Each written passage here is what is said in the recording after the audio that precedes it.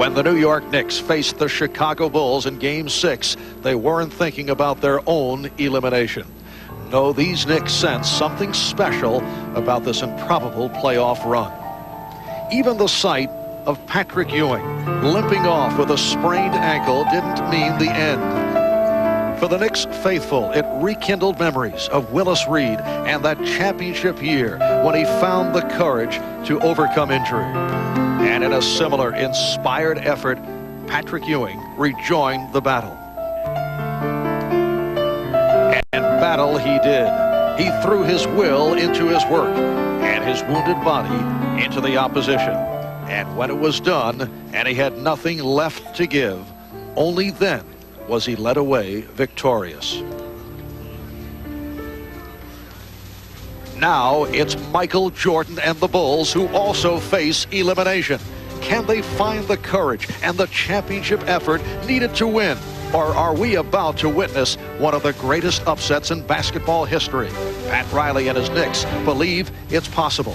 Today, for one of these teams, the title quest continues. For the other, time runs out.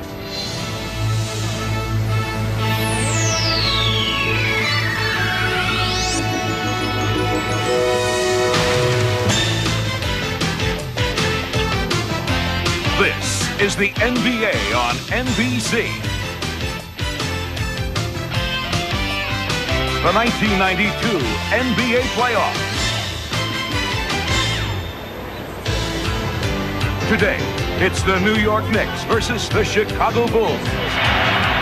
This the scene at Chicago Stadium about 2 hours ago. Michael Jordan arriving for his most critical game of the year. And 20 minutes later, Patrick Ewing made his way to the biggest game of his 7-year NBA career. And despite the sprained ankle, does not appear to be limping. Yes, the season is on the line for the Knicks and the Bulls. A sellout crowd, 17,000, has turned out for the finale of this ferocious 7-game series.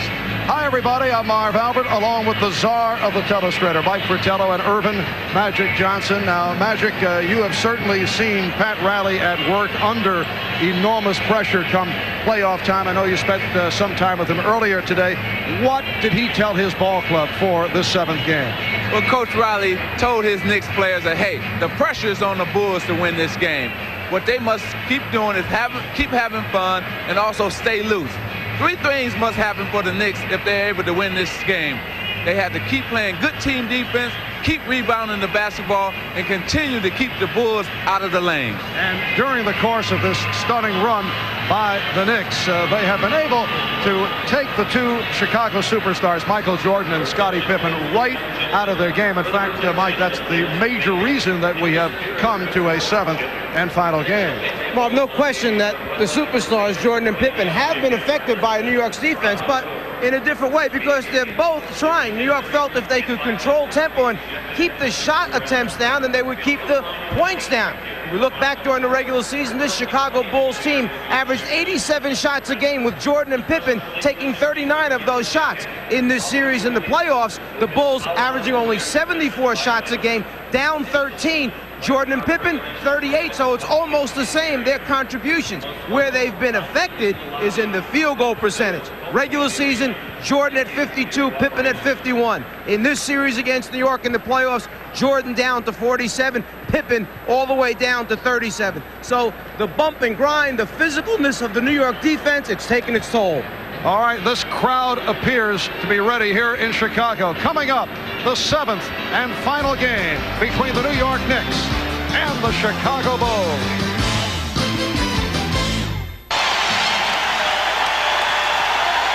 So it has come down to this 7th final game of the Eastern Conference semifinal series. Jack Nicholson, John Thompson have made their way to Chicago. And we are set for one of the electrifying scenarios in the world of sports, the introduction of the lineups here at Chicago Stadium. Here's the public address voice of the Bulls, Ray Clay. Fans to the Chicago Stadium. Today's Game 7 of the Eastern Conference semifinals is between the New York Knicks and your Chicago Bulls. Now for this afternoon's lineups. First for the visiting New York Knicks. At forward, from Virginia Union, 6'9", Charles Oakley. A 6'8" forward from Wichita State, Xavier McDaniel. At center, 7 foot from Georgetown, Patrick Ewing. At one guard from St. John's, 6'3", Mark Jackson. At the other guard, 6'6", from Tennessee Chattanooga, Gerald Wilkins. The New York Knicks are coached by Pat Riley, assisted by Dick Harder, Paul Silas, and Jeff Van Gundy. The trainers, Mike Saunders.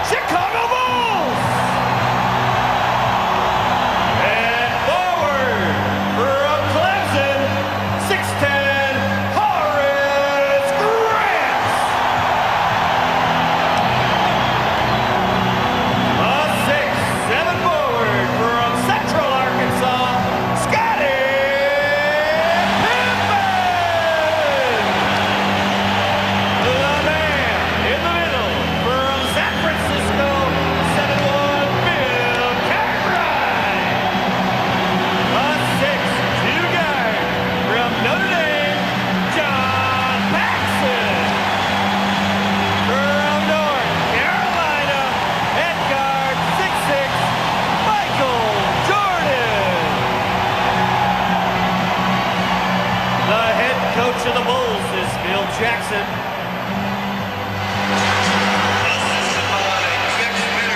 Well, our Ahmad Rashad spent time in both the Knicks and Bulls locker rooms earlier today for a report.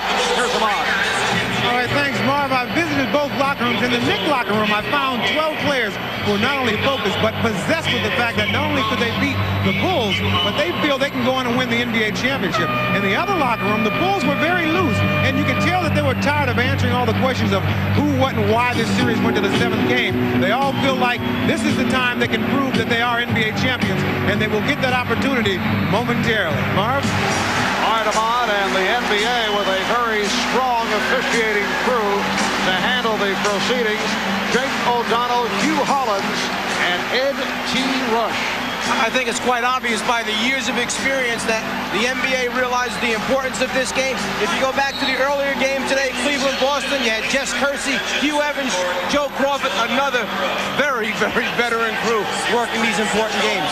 And the players respect these 3 officials. So a lot of times when there's a lot of talking going on and a lot of bumping and grinding, and one of the referees say, hey, we got to cut this out, they will respect that, and you'll see a lot of guys quit all the chattering and bumping and grinding. And this has been a series of flagrant fouls during the playoffs. The Knicks have ranked first in the league with 7 flagrants, 5 in this series alone. On the jump ball situation, New York uses a very wide set. Ewing tries to tip straight ahead to Charles Oakley, and then they fly the X-Man and Gerald Wilkins trying to get a fast break right from the opening tap. There's their wide set. Patrick Ewing, who says the sprained ankle is fine, going against Bill Cartwright. And Horace Grant, after adjusting the goggles, able to control the opening tip. Grant played by Oakley. Cartwright turning on Ewing, looking to go right at him. And here's Pippen on the penetration, finding Grant, and he blew the layup. Cartwright with the save. Jordan with the step, and he's fouled.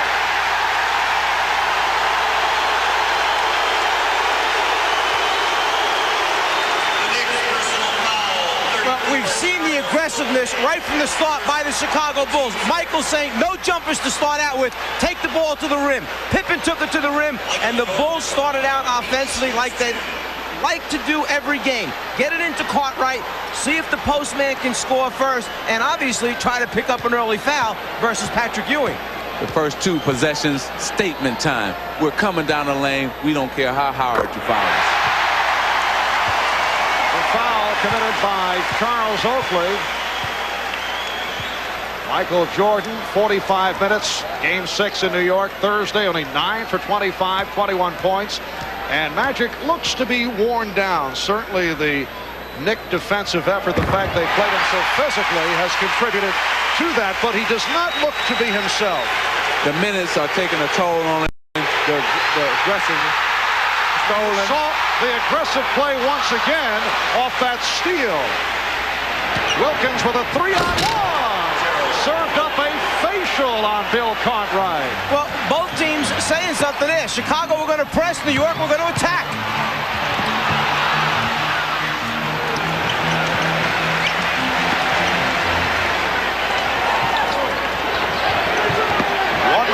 Gone by. The game tied at 2. The interior pass from Jordan knocked away and a foul call. It's on Ewing. To get back to that point of Michael Jordan, the minutes have really weighed heavy on him, but also the physical play of New York has taken its toll too. The best thing that happened for the Chicago Bulls is they had 2 days to rest. Jordan. So the Bulls lead 4-2. After scores, Chicago tries to get Grant up on the basketball to slow down the entry path. They don't want New York getting it up the floor quickly. Patrick Ewing connects on his first field goal attempt, and the game is tied at 4. When talking to Michael Jordan before the game, we said, Mike, some games you come out and get your teammates involved. Other days you try and get involved. It looks like today he's getting involved early.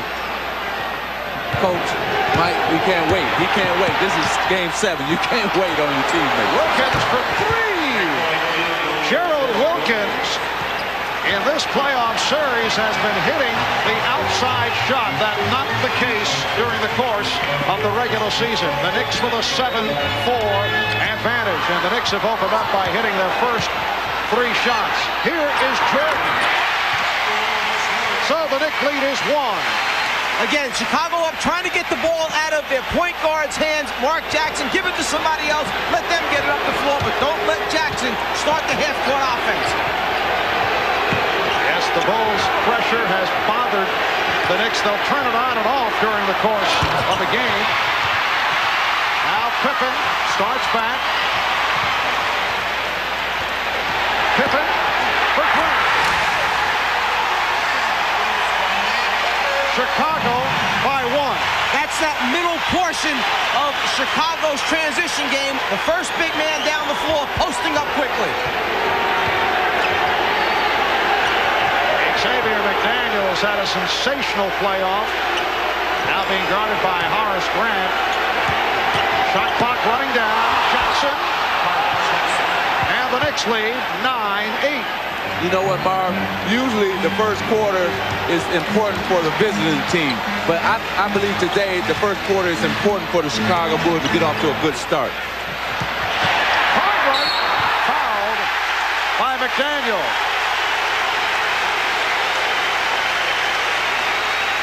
A few moments ago, Scottie Pippen coming down in the transition game. The size and the ability to put it on the floor, create off the dribble, find an open teammate under the basket. That's why he led this team for the season in assists.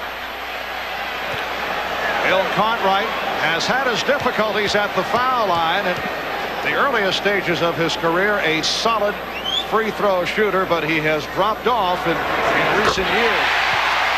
He's tied the game at 9, and there's no question that the Bulls are looking to get Cartwright going earlier. That is their usual philosophy, but today even more so as they want to test Patrick Ewing. Exactly. They want to get Patrick Ewing into foul trouble because they know once they get him on the bench, their job and their game will be a lot easier. So the Knicks and the Bulls tied at 9, 3.5 gone by. Ewing from Oakley.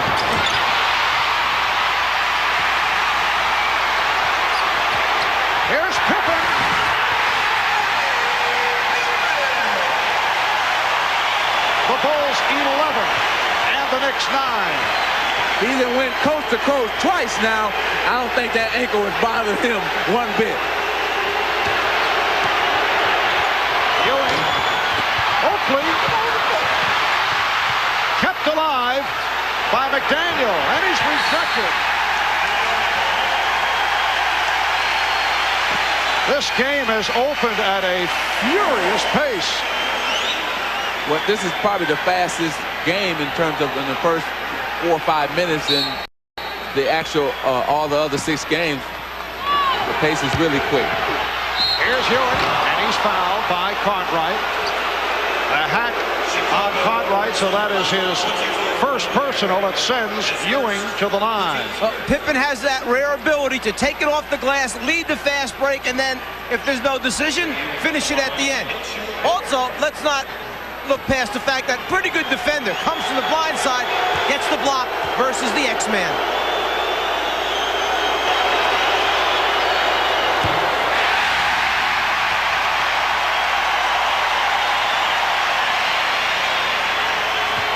Patrick Ewing averaging 22 points in the series, although he has had his ups and downs. And the same for his work at the free throw line as he connects on 1 of 2, so the Knicks trail 11-10. The New York Knicks last advanced beyond the second round in 1973 when they won it all against the Los Angeles Lakers. Jordan. Bulls 13 and the Knicks 10. Fast start for Michael Jordan. He's hit 3 out of 4. He has 8 points. And that was a little wrinkle that the Bulls have added now. A baseline screen by Cartwright to free up Jordan. Cartwright with the box out. Jordan with the spin and the bucket.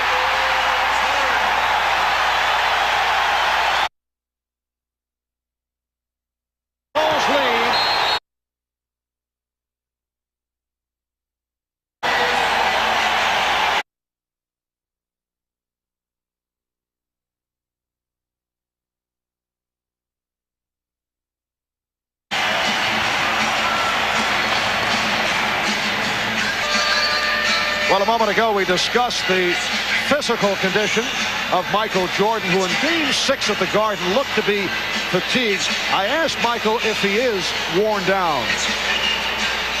I was, before we took a day off, I was mentally drained in a sense that you have to keep raising your level of mental challenge towards this team. They challenge you in that way. That I was a little mentally drained, and the day off really helped to recuperate that. I think everybody was. You know, we wanted to win so bad. We probably lived on the expectations of everybody, saying that we should sweep this team, and when it wasn't a sweep, it became mentally draining for everybody to give yourselves up for the games. You know what happens is superstars rise to the occasion. Yes, he was tired. He's probably still tired today, but this is his time, 7th game. McDaniel had a fire with the shot clock running down. The Knicks have missed their last 6 field goal attempts. One of the most discouraging things to come out of a timeout when you're trying to regroup, you set something up, and all of a sudden you're facing 1 second left on the 24-second clock, and you have to hoist one up just to get it off. The Bulls, in contrast, have hit their last 5, and they lead 15-10, 6:35 remaining in the first quarter. Jordan does not like the hand check from Wilkins, and a foul call. Now let's go to Ahmad Rashad for this report. All right, Marv, during that last timeout, Pat Riley and his team were very calm and collected and calculating. And Paul Silas told me before the game that they expected the Bulls to come out and have a big wave of offense in the first quarter. If they could withstand that, then they'd have a chance to win the game. Mark? Well, Ahmad, we're seeing that wave in Chicago in the midst of an 11-3 run, and you can see the tone of the Bulls is quite different here at the start, Mike. They're taking it to the basket instead of pulling up. On the turnover, Knicks have a 3-on-2. No question. People have been saying that the physicalness of New York has made Chicago shy away from taking it to the rim. 5 times all the way to the rim so far in this game. Only once a pull-up jumper. Here's Jackson with the pull-up. Mark Jackson with his second field goal. The Bulls 15 and the Knicks 12. Grant setting the screen. Pippen for Grant. Played by Ewing. Now Pippen with the room. That may be a bad sign for the Knicks. Scottie Pippen hitting the jump shot. McDaniel, yes, and Xavier McDaniel with his first field goal. The Bulls 17 and the Knicks 14. Well, yesterday in practice, Pippen didn't do very much as far as physical work, but he took almost 200 shots trying to get that stroke back. And a reach-in foul called on the Knicks. That's number 2 on Wilkins, and it will send John Starks into the game early. Pat Riley looking down the bench. Darrell Wilkins has played Michael Jordan extremely well, and he will head to the bench. John Starks, not a popular figure here in Chicago, off that flagrant foul against Scottie Pippen late in the third quarter on Thursday. I think John Starks is a type of player who loves that, though. He loves to be booed. He wants that because it makes him not have to play harder, and it brings out the best possible player in him. You'll see that today. He's going to be firing it up just like it was a normal game. He don't care about being booed. Yeah, and we talk about Patrick Ewing. This might be the key person, John Starks for New York. In their 3 wins, he averaged over 18 points a game. In the 3 losses, just over 7 points per game. If he's firing and making shots, it's a different Knicks team. Bulls go to the pressure. Here's Ewing with the drop step, and it's rebounded by Pippen. Bulls on the run. Paxson shooting. Rebounded by Jordan. Grant. Oh, the Bulls all over the board. They lead 21-14. Here's Starks for 3. John Starks gets right to it. I told you, he said, come on, boo me, baby, boo me, because I'm going to shut you up with this 3-point shot. Pat Riley refers to John Starks as feast or famine. Michael Jordan on fire. 5 out of 6. He has 14 points. John Starks has gone hot and cold during the course of the playoffs. That goes back to the series against Detroit. He had a hot one the other night, and Jackson was hit. John Starks in the 3 Knicks victories, shooting 51%, averaging 18 a game. However, in the 3 losses, you can see how he has gone the other way. Anthony Mason, who has played well in this series, has come on for the first time this afternoon. We're down to 4 minutes remaining. First quarter. Jackson with the step. Grant with the rejection. Actually, Chicago leads New York in block shots in this series. They get it from 3 guys, Jordan, Pippen, and Grant. Foul on Starks as Jordan cut right. Starks called for the hold. Jackson will continue to go after Paxson. Therefore, the other Bulls must step up and cover for John Paxson. Mark Jackson, a little quicker, has the ability to get by him off the dribble. When you have guys behind you with that type of athleticism and the quickness to get over there, they protect the rim. You know, to me, it looked like Michael is saying, hey, I must shoot at least 25 to 30 shots today. This has been the most aggressive of any of the games. All 6 of the games that Michael has been, I mean, from the beginning of the tap to now.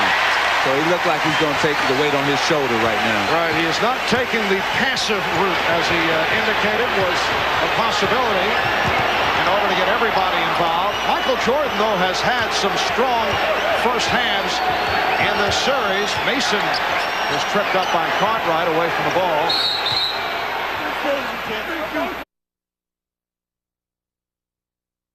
Separates the 2.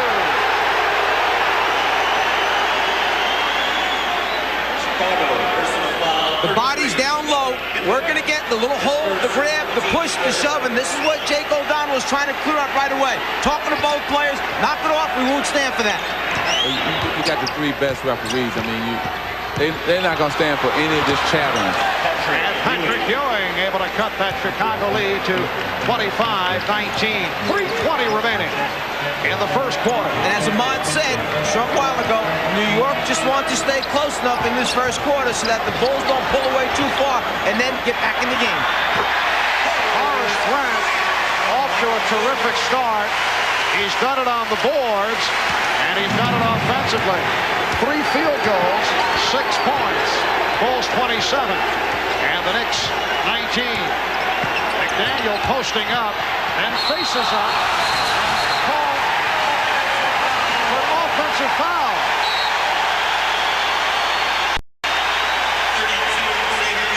That's number 2 on the X-Man.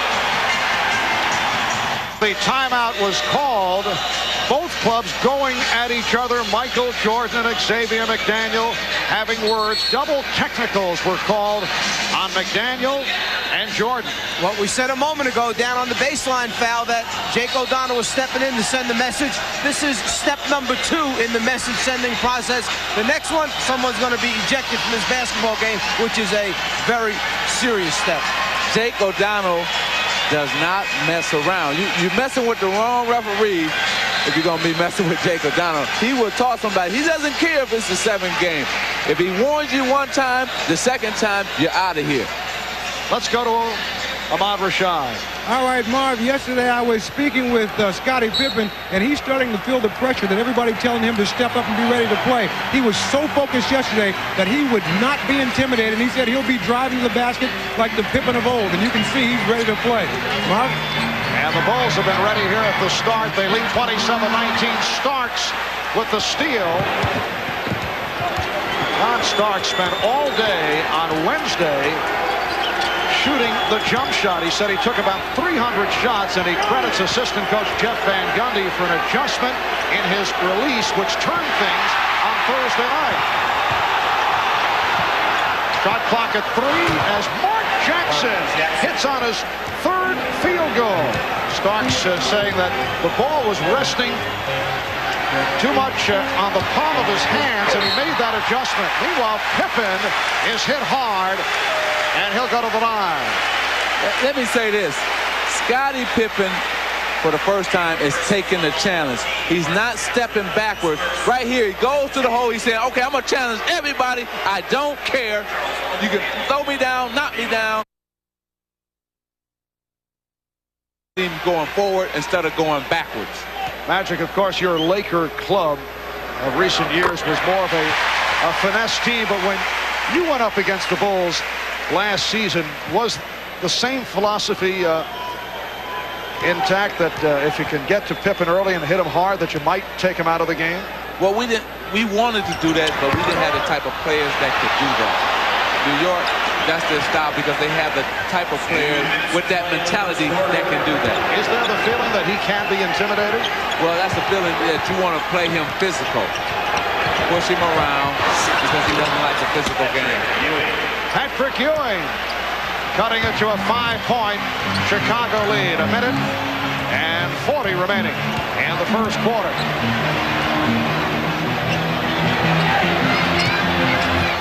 Here's Cartwright to the fadeaway. Way off. Bill trying to use the 24-second clock for a little added edge there and banking it off the clock. Mason is fouled. So Anthony Mason will go to the line. Foul charge to John Paxson. B.J. Armstrong will check in, along with Cliff Levingston. You know, Coach, Chicago has gone to a different strategy than any of the other games. They're posting up Michael more than trying to get him out on a 1-4 type situation, because they feel that he can take the smaller guards and Wilkins and then Starks.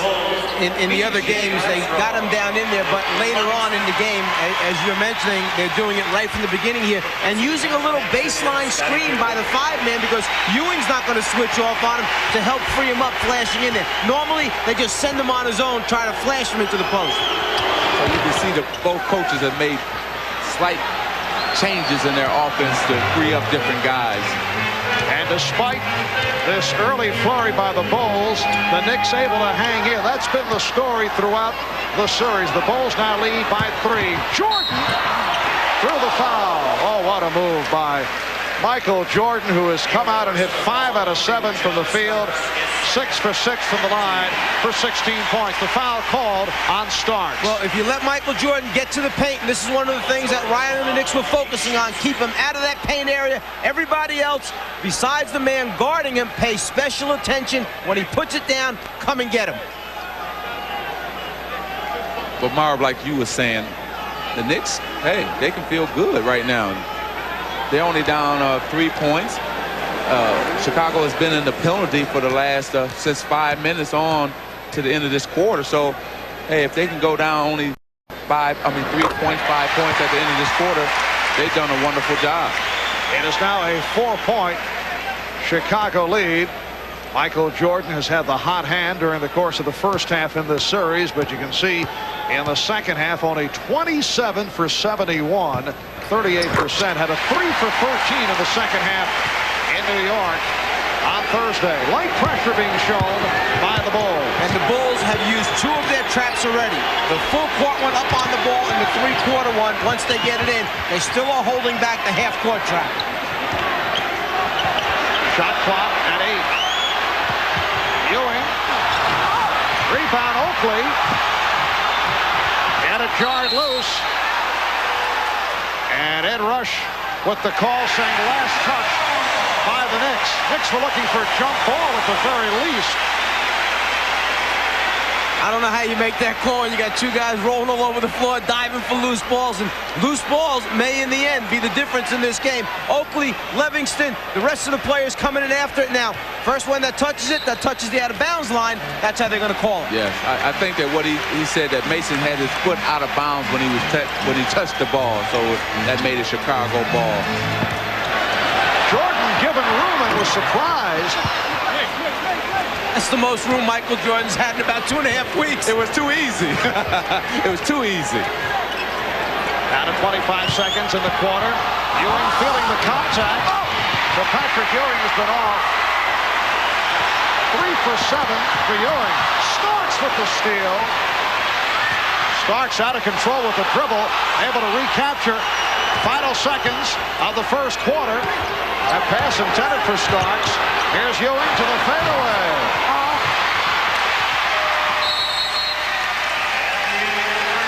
So that's the end of one here in Chicago. Michael Jordan has been the spark. Jordan with 18 points in this first quarter. And the Bulls lead by 5.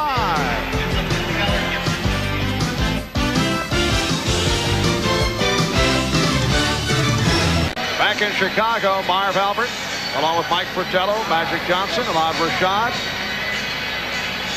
It is awfully tough to repeat in the NBA. A Chicago Bulls team that won 67 and lost 15 during the regular season, trying to make it 2 in a row.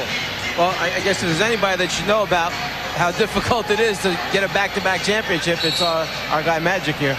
It took us 3 7-game series to win the back-to-back championship, and it might take that for the Chicago Bulls, but they got enough to worry about right here with the Knicks. John Starks continuing his strong play.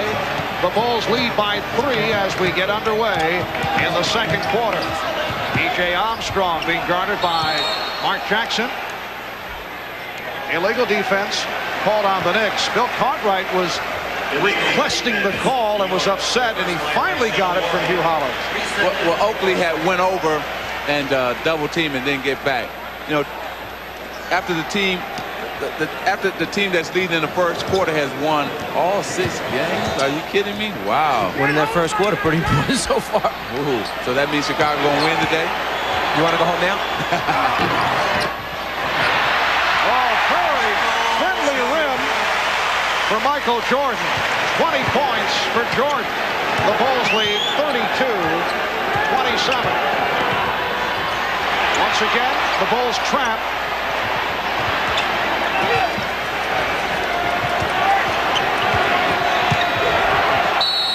foul. Cliff Livingston, anticipating the pass to the post, just stood there as his man cut through, waited for Patrick Ewing to turn back to the baseline side, and all of a sudden he was in a double team, and probably the quickest one he's seen in a long time.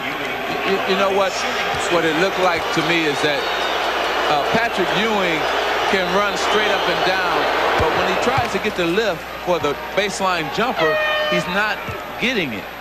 You have to get lift when you shoot the turnaround jumper like he does, and today he's not getting the lift on his shot, and it seemed like that ankle is not giving him that push that he needs to get his shot up, because everything is going short on his shot, and that's what tells that when you're not getting your lift.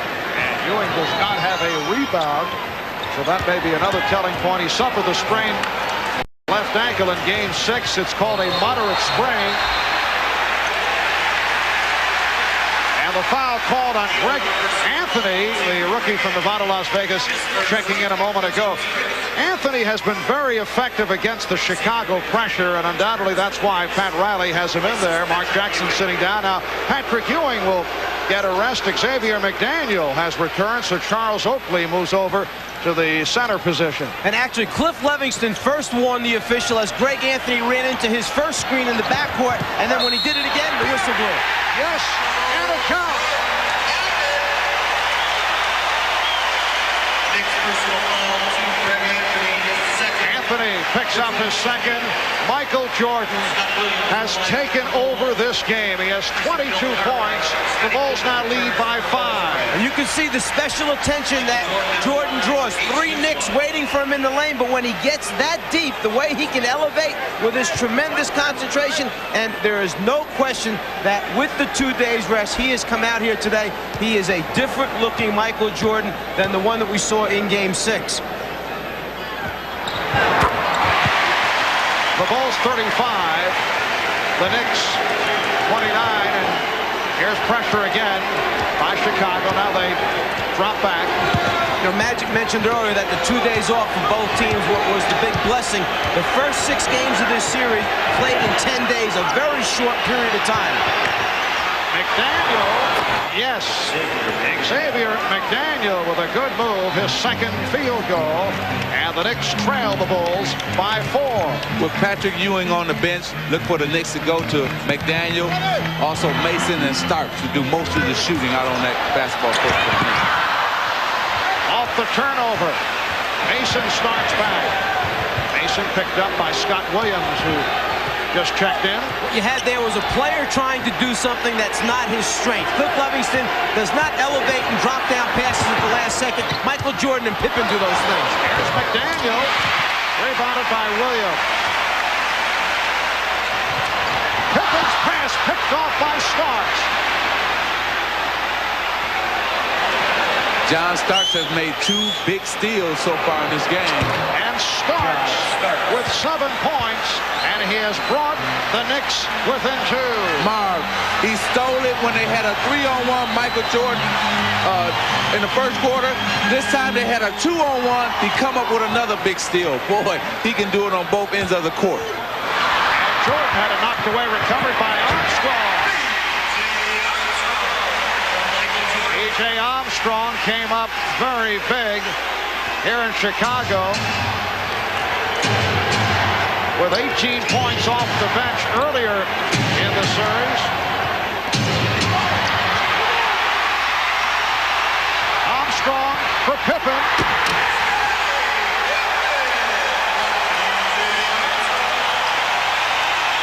The Bulls 39 and the Knicks 33. See, Greg Anthony, when he's double teamed, he cannot make that pass because he's too little to make that cross-court pass like he tried to do then. Blocking foul on Scott Williams. And a timeout has been called by the Bulls. 8:40 to go in this first half.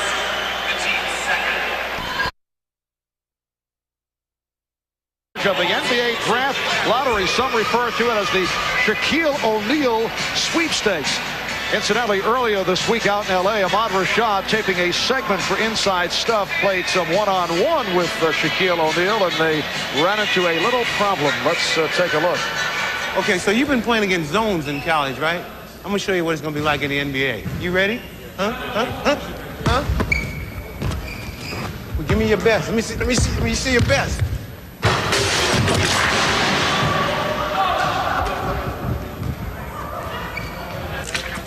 Is that all you got? Yeah. Yes. Well, Ahmad, I know you enjoyed the moment. And what a moment it was. That was my highlight, shooting that jumper. Yes. But I got a chance to see up close just how powerful this young man is. But Magic taught me how to play, and that's the reason I got that jump shot in. But the score was 1-1. That's all I know. I hear Scott Williams. Scott Williams showing the outside touch. Bulls lead 41-33. Magic, I know that you have been working out from time to time with Shaquille O'Neal. Very impressed with him, especially how strong he is and his footwork. He's really a young man that somebody's going to be very happy drafting. He's going to be a superstar in our league. Oakley to the line. He was hit by Williams. You won the lottery, and there's Alonzo Mourning, who will certainly be among the first to be selected. If your club won the lottery, you're in charge. Who do you take? Shaquille O'Neal, without a doubt. I think anybody would be happy with Alonzo Mourning and Christian Laettner. Those are your first 3 draft choices. And Jimmy Jackson, it depends too. But this is the deepest draft it's been for years. With both of these teams having their reserve players on the floor right now for significant minutes, obviously the productivity becomes so important. Pat Riley a number of times has said when that combination of Anthony, Mason, and Starks, he said sometimes it's feast, sometimes it's famine with those 3. And that's what you have to, play your way through it, see what happens, and then substitute accordingly. And Pat Riley has gone basically with an 8-man rotation. We've seen very little of Tiki Vandeweghe during this series. Cliff Livingston wide open, crowd reacting. Williams not looking that way. Shot clock at 3. Hodges for 3. Greg Hodges, the three-point specialist, has been a factor in this series. Chicago has hit its last 6 from the floor. Overall, 16 of 23. They've had a red-hot first half. Here's Wilkins, who just returned. Traveling, violation. See, on that last shot, that last three-pointer by Craig Hodges, Wilkins forgot who he was guarding. He was guarding Hodges. He left to stop the penetration by Armstrong, and that left Hodges wide open. You don't do that. You let the big man take care of BJ, not Wilkins. That's why there must be constant communication when substitutions take place during the game, so everybody understands what they have to do. Biggest lead of the game. Chicago up by 9. 6:50 to go. First half. Here's Anthony. Rebound, McDaniel. McDaniel with a good second effort. Bulls 44 and the Knicks 37. The winner of this game, the 7th and final game of the series, will face the Cleveland Cavaliers for the conference championship. Cleveland knocking off Boston earlier today. For Pat Riley and his New York Knicks, it has been a superb season. They went 51-31, but they faltered at the end of the season. I asked Pat, at any point with that slow finish, did they sense that this was a special team? Well, not really. I never looked at it that way. We never set any real goals about division titles or playoffs or anything like that. We just kept hammering on the fact that we wanted to become the hardest working, best conditioned, most professional and selfish, and disliked team in the league, and I think we finally accomplished the last point. Most disliked team in the league, that because of the sledgehammer image this club has suddenly garnered because of their physical play. Marv, not only that, though, because they play good defense. See, teams don't like to play teams that play good defense.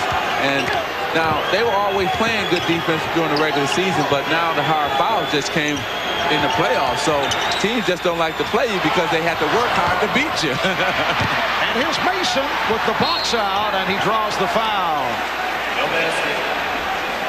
Anthony Mason will go to the line. You can see how the Knicks have done it at the defensive end. They were number 2 behind Detroit during the regular season, allowing just under 98 per game. But then against the Pistons, allowed just under 85. And this series, they have stopped the high-flying Chicago Bulls over the first 6 games, allowing just under 90 per game. Well, they've accomplished all the mini goals that Pat Riley has set up for this team in this series versus Chicago, one of which was reduce the number of shots, keep the offensive rebounds down, stop the transition game by the Bulls, and they've done it effectively. It's the Bulls 44 and the Knicks 39. And Michael Jordan has been the story in the first half. He has 23 points. Here's Hodges on that quick release. That's a 2-point shot for Craig Hodges. Another mistake by one of the Knicks players. You cannot go up under the pick on Craig Hodges. You got to go over the top and make him drive to the basket. He doesn't want to drive, and he won't drive. Last touch by Pippen. Knicks will maintain possession. Meanwhile, offensively, Patrick Ewing has not been able to get into it. Only 3 for 9 from the field, 3 out of 4 from the line. He has 9 points. Holding foul called on the Bulls. Whether you are Chicago or New York, if you decide you're running a pick and roll, those centers, and you involve your center, obviously, in the play, those centers defensively, they don't jump out half-heartedly. They're jumping out hard. There's a wall there when you come off that thing, trying to discourage the guards from turning the corner, getting in the lane area. Chicago now being hurt by the fouls. They've got over the limit. Knicks 9 for 10 from the line. 5:38 remaining in this first half. The Bulls lead by 6. Well, I guess it's turnabout fair play. In the first quarter, Chicago was in the penalty at about the same time, 5 minutes to go to the quarter. Now New York has the penalty going their way, 5 minutes to halftime. And the Knicks with only 2 team fouls. Grant try to go the reverse.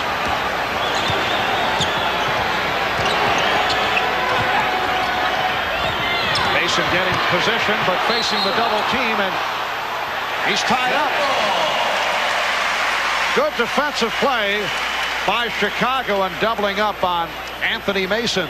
Now, since this jump ball will be under the New York basket, and the loss of the ball right there enables Chicago to get back, recover, and force the jump. You have to cover shoulders under the basket. They covered Ewing on both sides, left and right. No layup on the tip. Wilkins picked off by Grant. Jordan.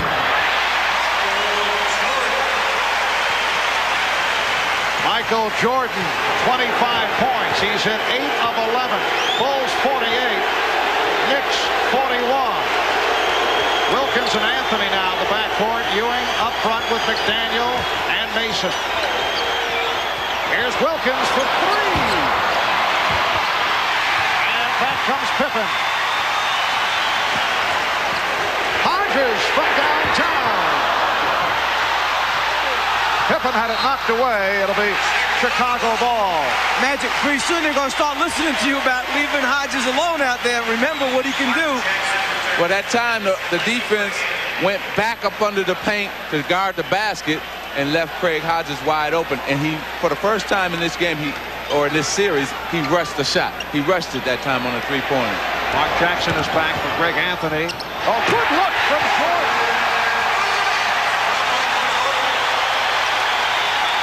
Grant from Jordan.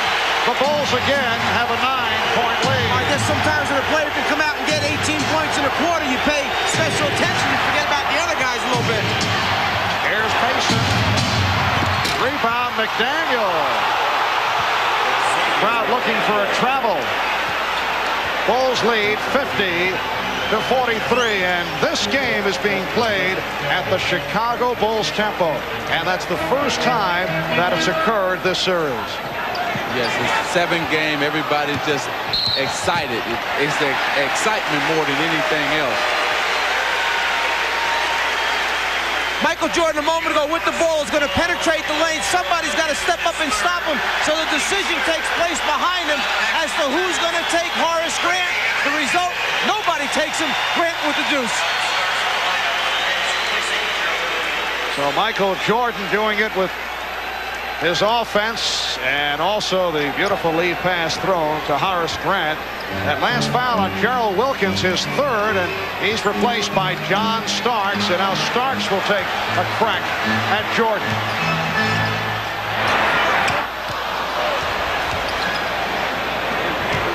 McDaniel for Starks.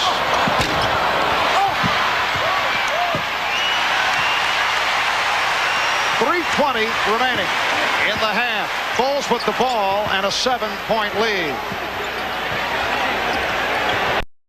Pippen passing on the 3, hits the 2, and he is 4 of 4 for 9 points. The Bulls lead 52-43, and the Knicks want to talk it over.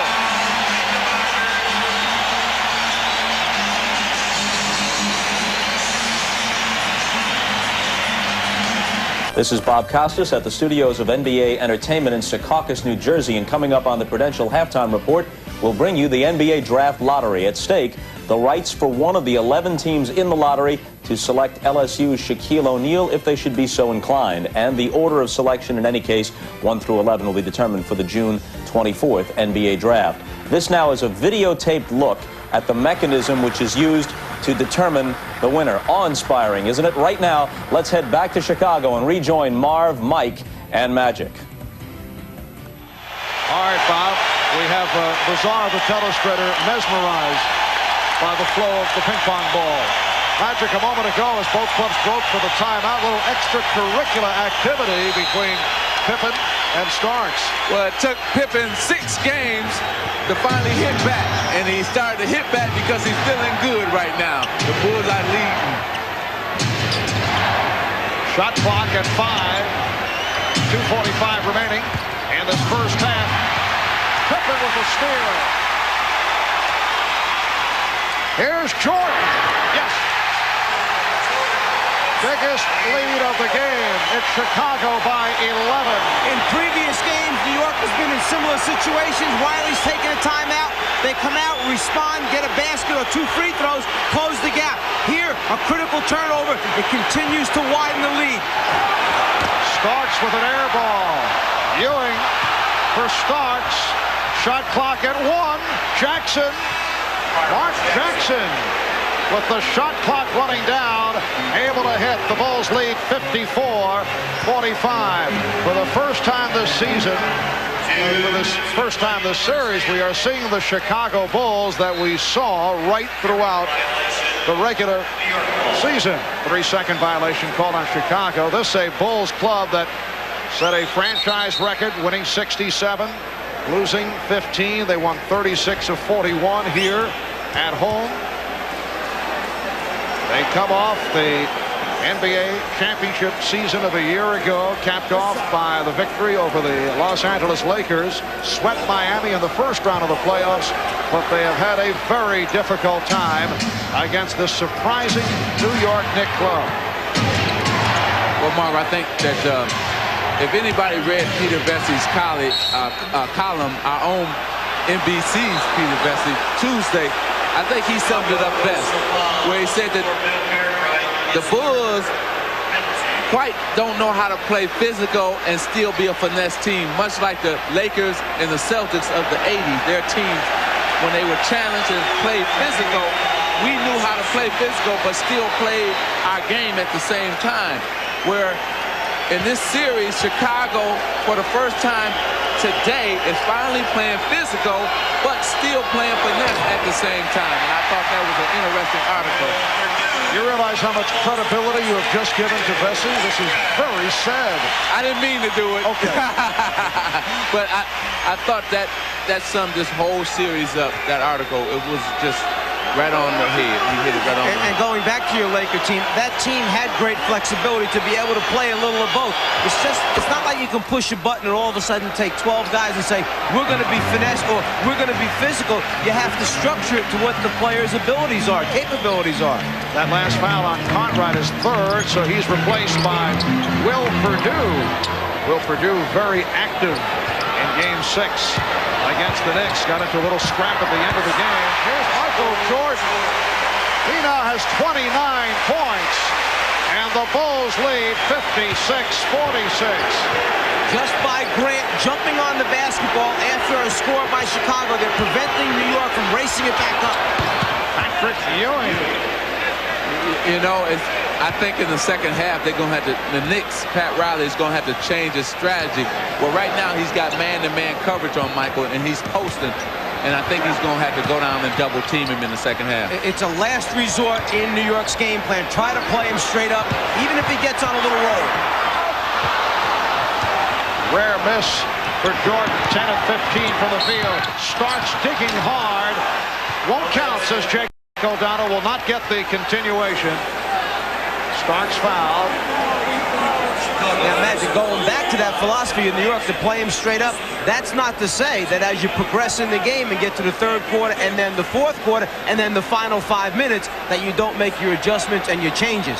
Well, right now you're seeing in New York a different Michael Jordan. Here today, a stronger Michael Jordan and a Michael Jordan who has, I think, adjusted to the 6 games and say, okay, in the 7th game, they've been doing this for 6 games, but in this game, I'm going to do this, where he's posting and turning in the lane, and actually, all he's doing is jumping over Starks.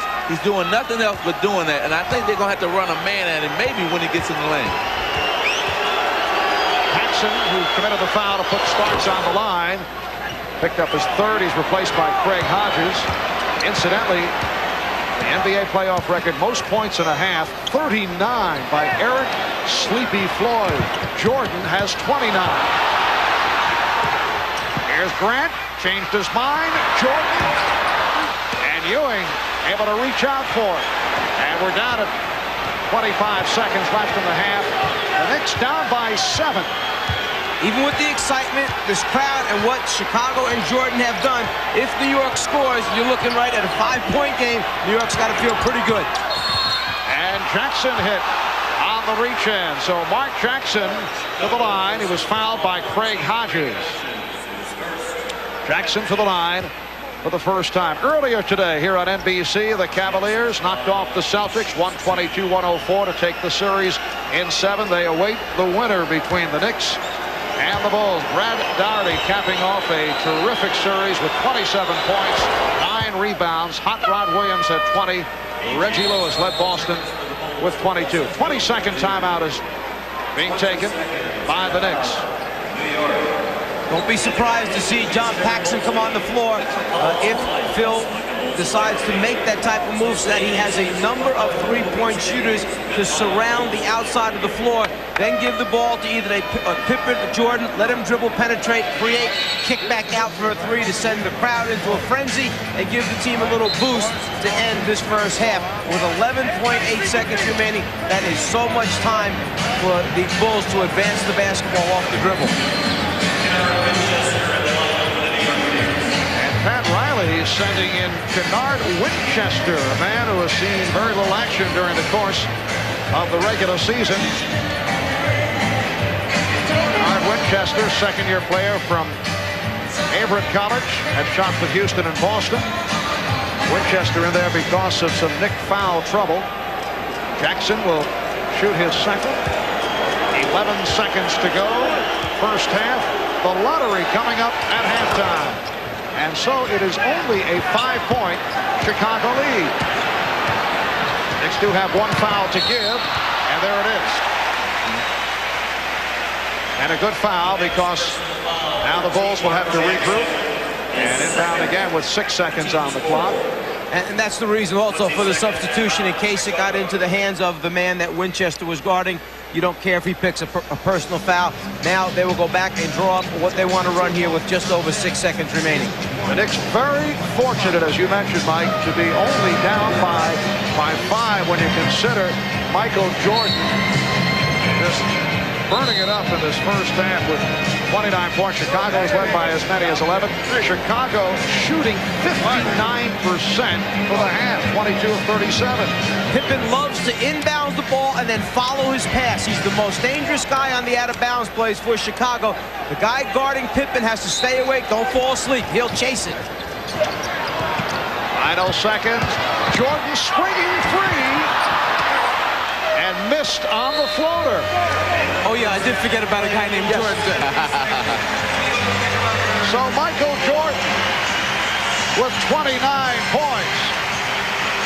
And the Chicago Bulls lead the New York Knicks by the score of 56-51. Halftime of the 7th and final game. Stay tuned for Bob Costas from NBA Entertainment Headquarters as we will present the NBA Draft Lottery.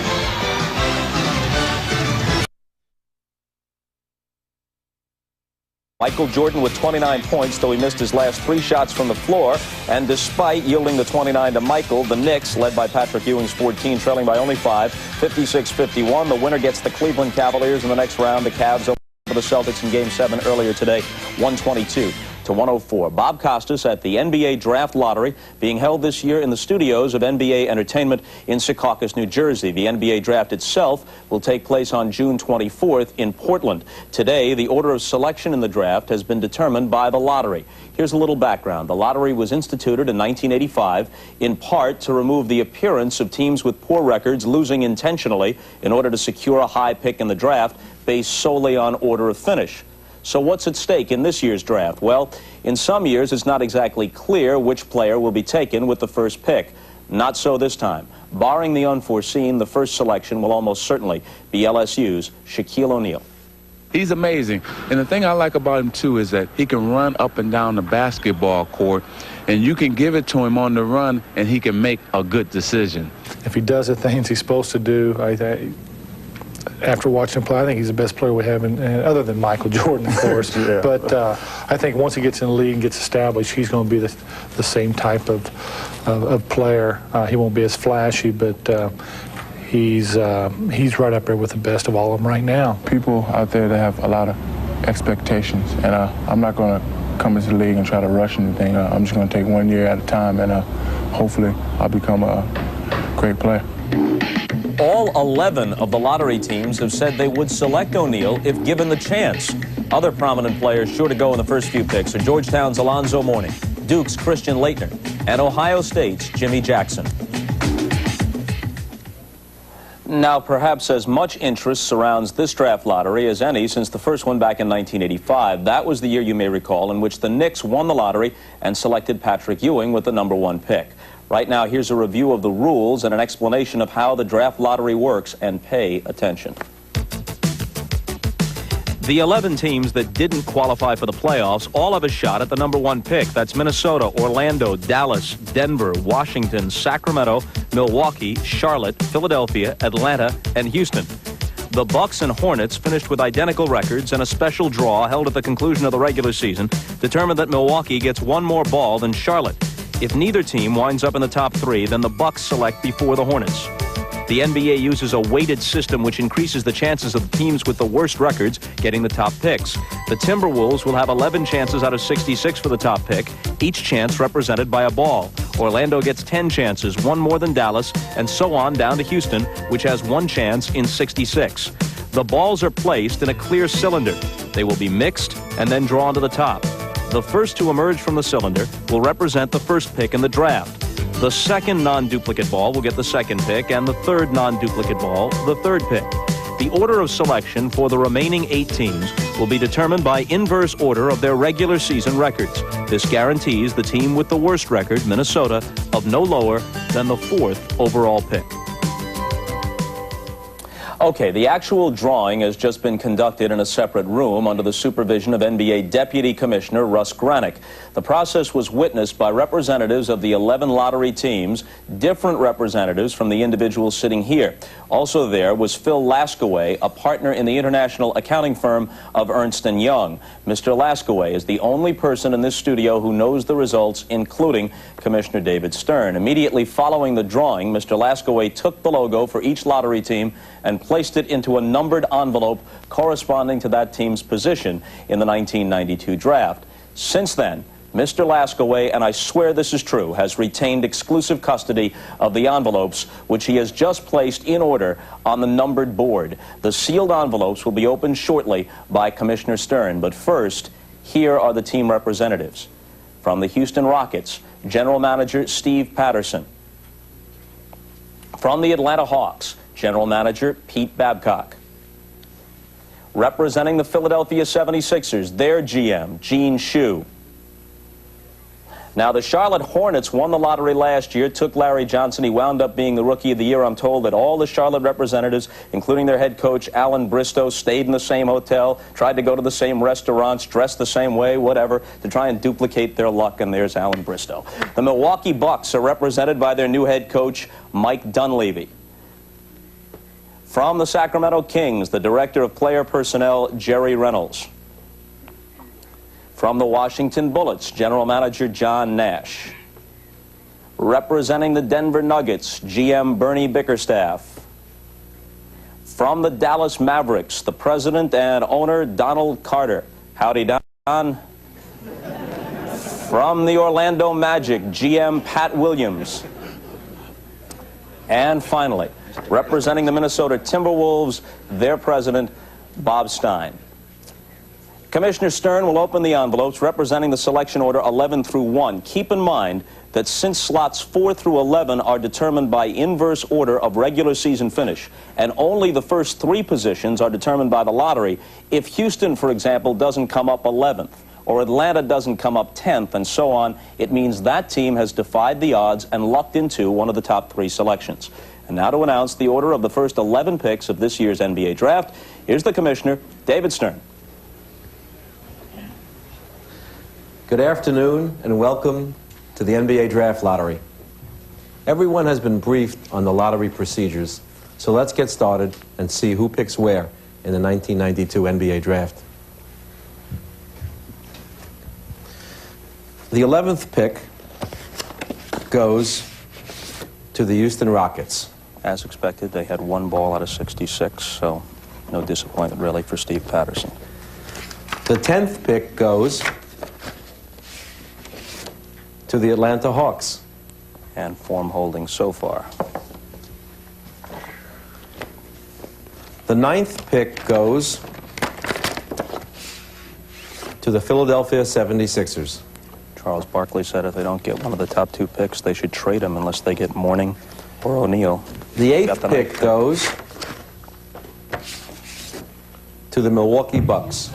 That means that Charlotte has moved up. Charlotte has one of the top 3 picks.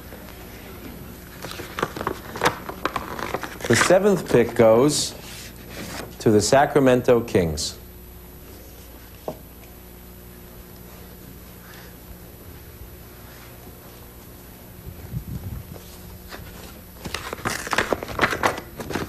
The 6th pick goes to the Washington Bullets. Everything is held according to statistical probability except Charlotte, which has moved into the first 3 picks. The 5th pick goes to the Denver Nuggets.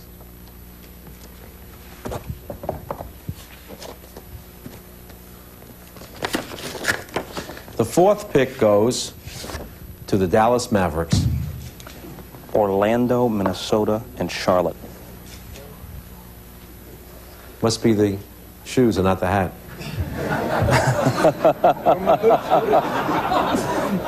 And now the first 3 picks in the 1992 NBA Draft. The 3rd pick in the 1992 NBA Draft goes to the Minnesota Timberwolves. Orlando and Charlotte.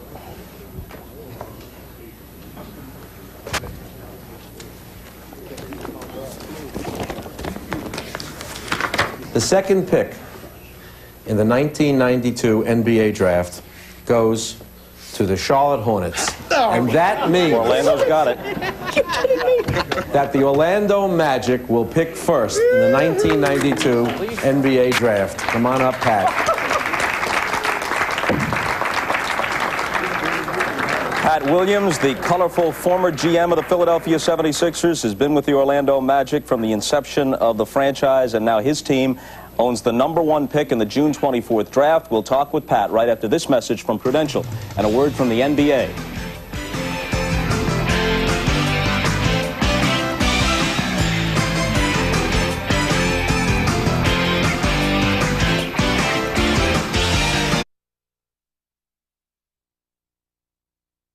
Just been held. This is the GM of the Orlando Magic. I don't know if this is the very ball, but one of these Orlando Magic ping pong balls came up with the #1 pick. I see you're already holding the jersey. Well, we got a jersey #1 on it.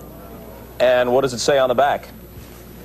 There says O'Neal. It says O'Neal. Obviously, with a 1. Obviously, you would like to take Shaquille O'Neal. You're telling me you will take Shaquille O'Neal despite the possible problems in signing him? Well, we'll get him signed. I'm sure at some point he's a terrific talent, and Orlando's a great market and a great city. We got a good nucleus, and to get a player like O'Neal is a pretty unique opportunity. We'll talk to him, obviously, and want to bring he and his family to Orlando, and we've got about 5 weeks to work on that. But it's an exciting time for us, Bob. To win something like this is very special for our franchise. You'd have a chance to reunite him with his LSU teammate, Stanley Roberts, well, right? they'd take up a lot of room.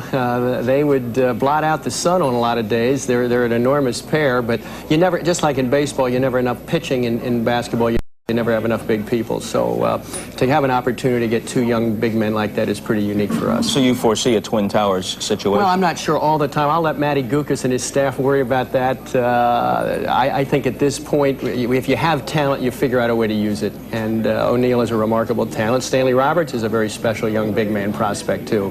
What about the possibility of trading Shaquille O'Neal? There has been talk, and he's tried to soft pedal it in the last few days, but talk that he might be so difficult to sign that he might try to force a trade to a location of his choice. Well, obviously, one of the things that we have done with all the interviews of players that we've drafted over the years, Bob, point blank, do you want to play for our franchise? We've asked them that point blank, and we'll do the same with Shaquille. You know, it's another interesting thing. I know you feel your own exhilaration here, but Charlotte had the #1 pick last year. They got Larry Johnson. You take O'Neal, they can get Alonzo Mourning. What a team they're building. Well, they got a terrific break today. I think as the lottery really fell out today, there was one out-of-the-ordinary event today, and that was Charlotte, who should have been, what, 7th or whatever, and they plunk up there at 2, so they would have a choice of Mourning or Leitner or a lot of different people, and with Larry Johnson and Gill and the young club they're building, I'd say this is a very special day for Charlotte, too. Pat Williams of the Orlando Magic, congratulations. Thank you, Robert. You told me before the selection, save this seat, I'll be right up. That's right. And you turned out to be prophetic. Here is the review now of the lottery selection. The first pick to the Orlando Magic, the second pick, the Charlotte Hornets, third pick, Minnesota Timberwolves, who had the best statistical possibility of getting the first pick. They settled for the third. The fourth goes to Dallas, the fifth to Denver, the sixth to the Washington Bullets, the seventh to the Sacramento Kings, the eighth to Milwaukee. There's the Pat Williams reaction, which you're going to see in just a moment. We have it on replay. What did I say? Eighth to Milwaukee, the ninth to the Philadelphia 76ers, the 10th to the Atlanta Hawks, and the 11th pick, as expected, to the Houston Rockets. They had only one chance in 66 of nabbing the #1 selection. And we'll return with second half action. The Bulls over the Knicks, 56-51. There's that reaction I was telling you about. Pat Williams, yes, the Orlando Magic. They have the #1 pick in the 1992 NBA draft. It's the Bulls over the Knicks in Game 7 from Chicago by 5. And we're back to Marv, Mike, and Magic after these messages from your local station. This has been the Prudential Halftime Report, brought to you by the companies of the Prudential. In a changing world, one thing remains rock solid: the Prudential.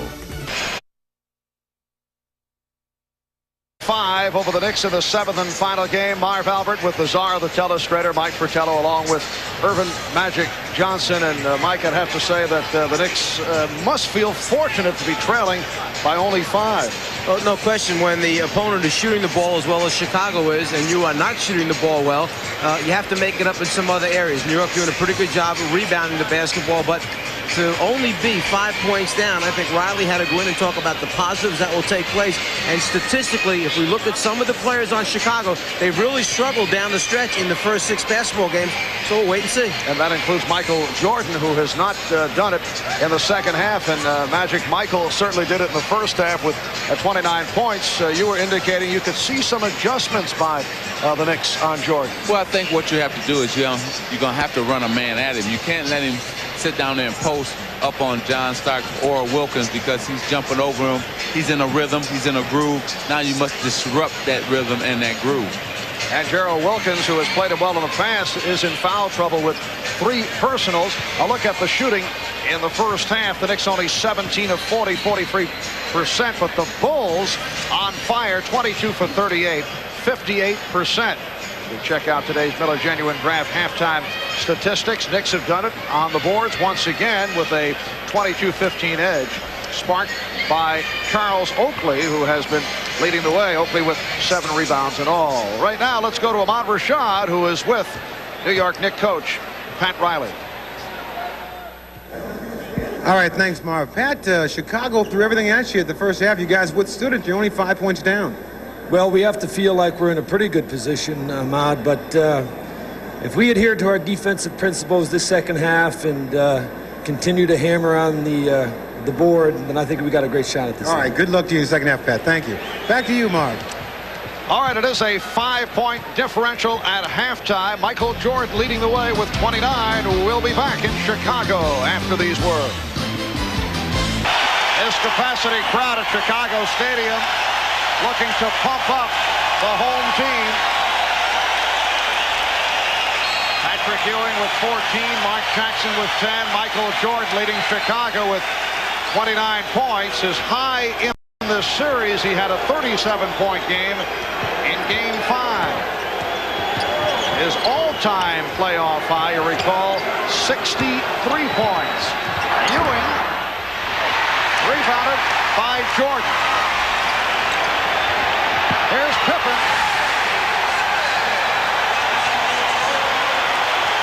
That's the one thing that New York has done. Stop the spectacular plays. Stop the dunks that get the crowd excited. Stop the fast break lob passes.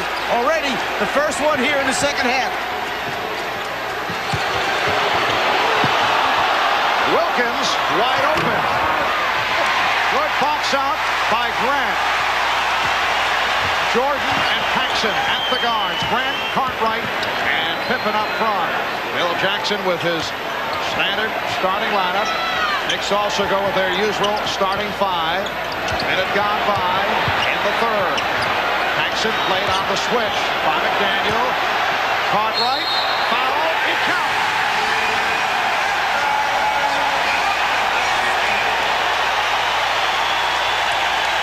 A few moments ago, Chicago got out early in transition, and these type of plays, a high lob, can get a team excited, a crowd excited.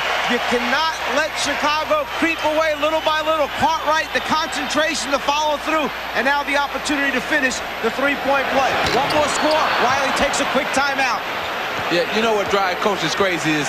When big men reach in and get fouls like that. That drive coach is crazy. So Ewing with 2 fouls. Bulls by 9, and they're called for an illegal defense. Called for the first time. Knicks were hit with one earlier. Scottie Pippen got caught just a little bit down below that foul line area, and the illegal defense was called. McDaniel rejected by Grant, recovered by Jackson. He checked the 24.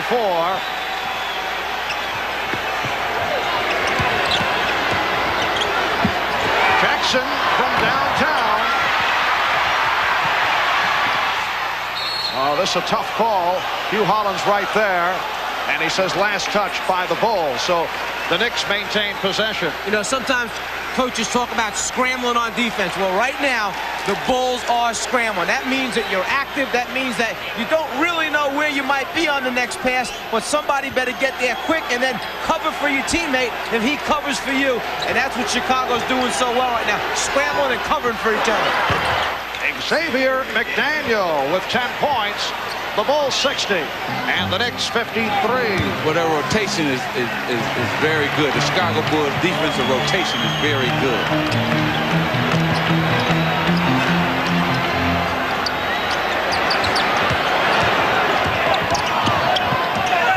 Shot clock at 5. Jordan swinging, and it will be Nick Ball. Michael Jordan has missed his last 4 field goal attempts.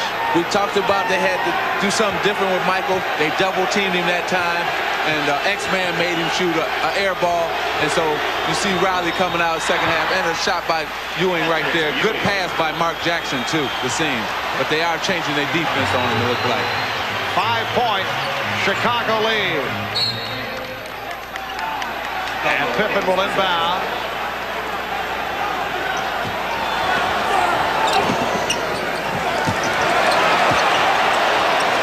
Jordan working off the pick. And Wilkins able to hustle it down. To show you the toughness, the mental toughness that this Knicks team has, a lot of teams would have gone away by now. 7th game in the stadium. They make a run early, Chicago, but nope, not New York. Right back here after Ewing knocks out the jumper, the 3, and a timeout called by Chicago. So the Knicks are within 3. 3 minutes gone by in this third quarter. 6 unanswered by the Knicks. Fast break transition game, and it starts with defensive rebounding, and once they secure the defensive rebound, the first phase, they call it the attack phase, starts with a good outlet pass. Then they must fill the 3 conventional lanes, 2 sides and the middle, and get the ball centered back up. The next phase they call the storm phase. First big man run down the floor into the paint and post up on ball side looking for a quick score. Then the third phase is their flow. Last big man go opposite and then move into your half-court offense, which we know as Chicago's triangle offense, 2 men opposite. Then they go into their options. This time, flash a high post, backdoor by Jordan, guard around Paxson, knock out the jumper, and it all looks terrific in the transition game. New York has done a pretty good job of eliminating or minimizing those transition scores. Bulls with a 3-point lead. They've led by as many as 11. Shot clock to 5. Down to 1. Paxson. Oh, that's a crusher because the Knicks defensive sequence made it very difficult for the Bulls. Well, Pat Riley can live with that. You know, you play excellent defense and made a jumper. So, okay, that's all right. Ewing rebounded by Pippen. Paxson in the open floor, gives it back. And a foul.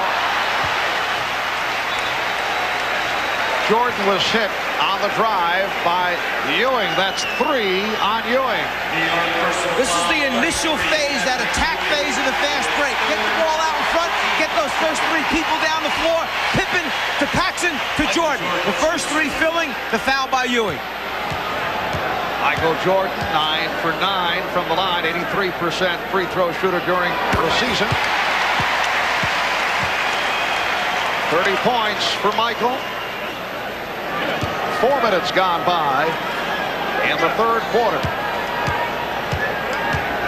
7th and final game of the Eastern Conference semi-final series. Series tied at 3. The winner goes on to face the Cleveland Cavaliers in the conference final. The winner there goes to the NBA championship round. Off the double team. Foul call. They tried to trap Jackson and succeeded, but Paxson called for the contact. And a little different look that time. They waited till New York got over the half-court line. Then they come with a 6'10" power forward to trap Jackson along with Paxson. Not a real clean look that time from Mark Jackson. And that's 4 fouls on Paxson. Cartwright with a good play. Knicks will inbound with 14 on the 24. Let's see, Mark Jackson has to take that ball maybe 2 more dribbles down, and then Patrick Ewing would have had a dunk if he could have delivered the ball. Jackson. McDaniel. And his pass picked off by Grant.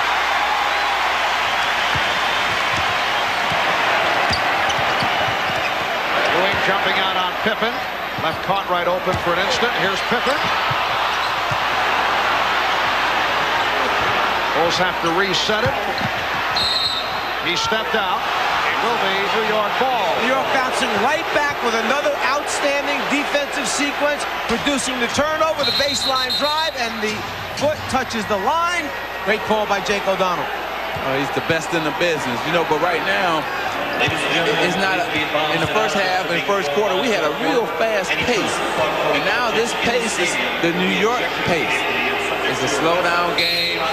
There's a lot of turnovers, and it's going to a walk now. And when it goes to a walk, it favors New York. They love this type of pace. Wilkins able to recover, and he's fouled.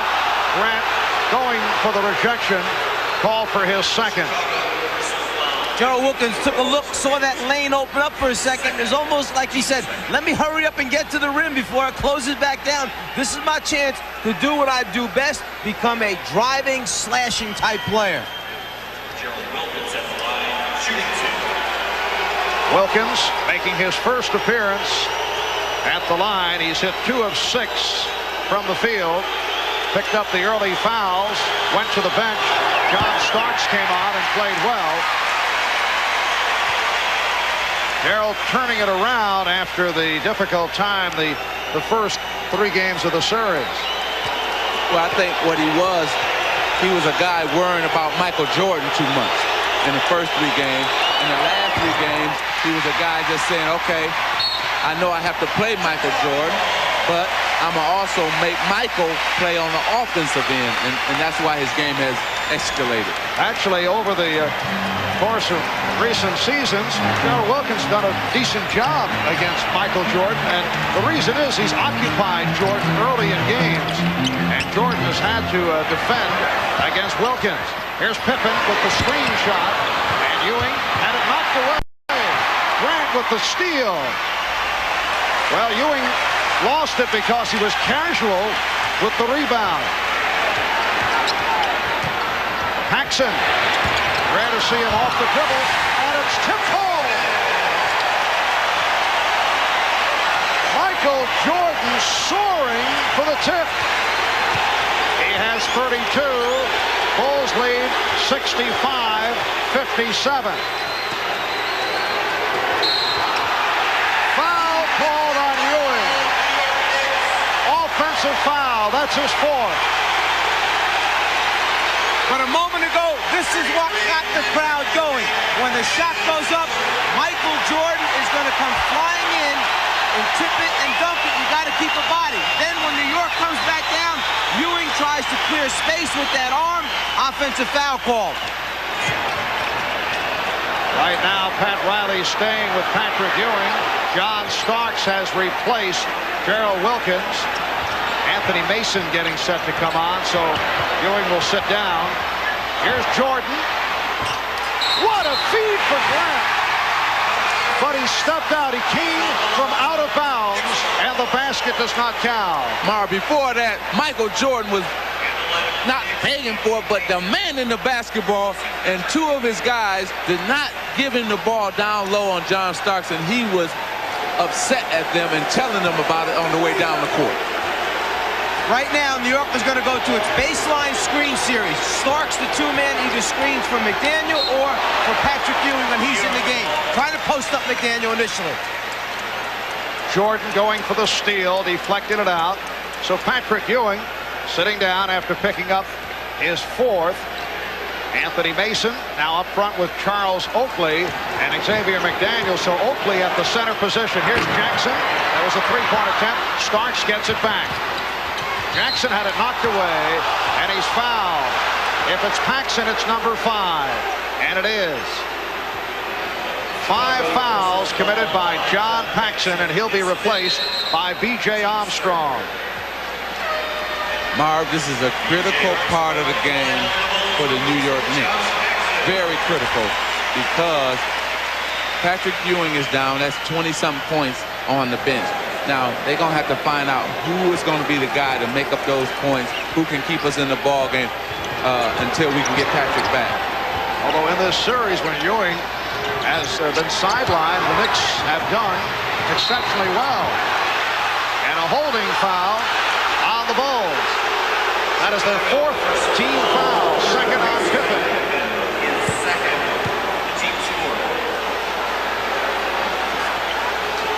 X-Man, the guy they're trying to post up, that's the score they want to go to right now. But in the double team, you see the grab of the wrist. Jordan got a piece of that shot from Starks. Double pump. McDaniel blocked. Here's Oakley. He's blocked and fouled. But you have to like the Chicago defense. 3 blocked shots in that one possession. Boy, you think you got it. Here come Horace Grant. I'm going to block your shot. Here come Oakley. He said, okay, I got it. No, here comes Grant again. Boy, this is 7-game playoff basketball at its best right now. Good defense on both sides of the court. Foul on Pippen. His 3rd. Oakley has hit 2 of 2 from the line. Chicago with 6 blocked shots. You know, most times blocked shots take place from a defensive player away from the actual ball.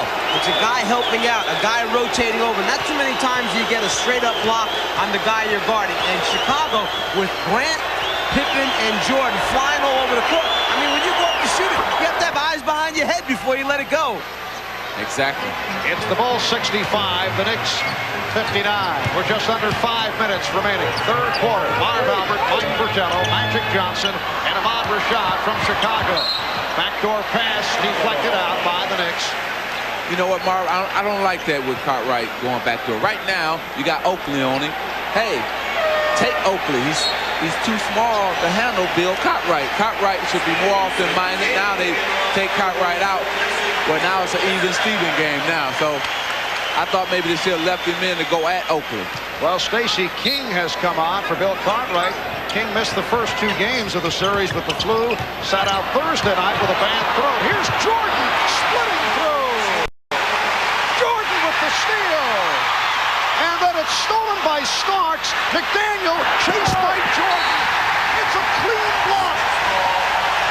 Whose game is it? It's Michael Jordan's game. And that's why Magic said before he was demanding the basketball from his teammates. He knows right now he's got it. He feels it. He splits the potential trap. And then after scoring, comes right back with a terrific defensive play. Doing it all. Last touch by Starks. That was one of the most remarkable sequences that you will see. Michael Jordan doing it in every phase of the game. First the bucket, then the steal, then he lost it, and then he's able to hustle back and come up with the rejection. Knicks have missed their last 6 field goal attempts. We come up on 4 minutes to go. In the 3rd, Bulls lead 67-59. Shot clock running down. Armstrong hits from downtown. The Knicks call for time.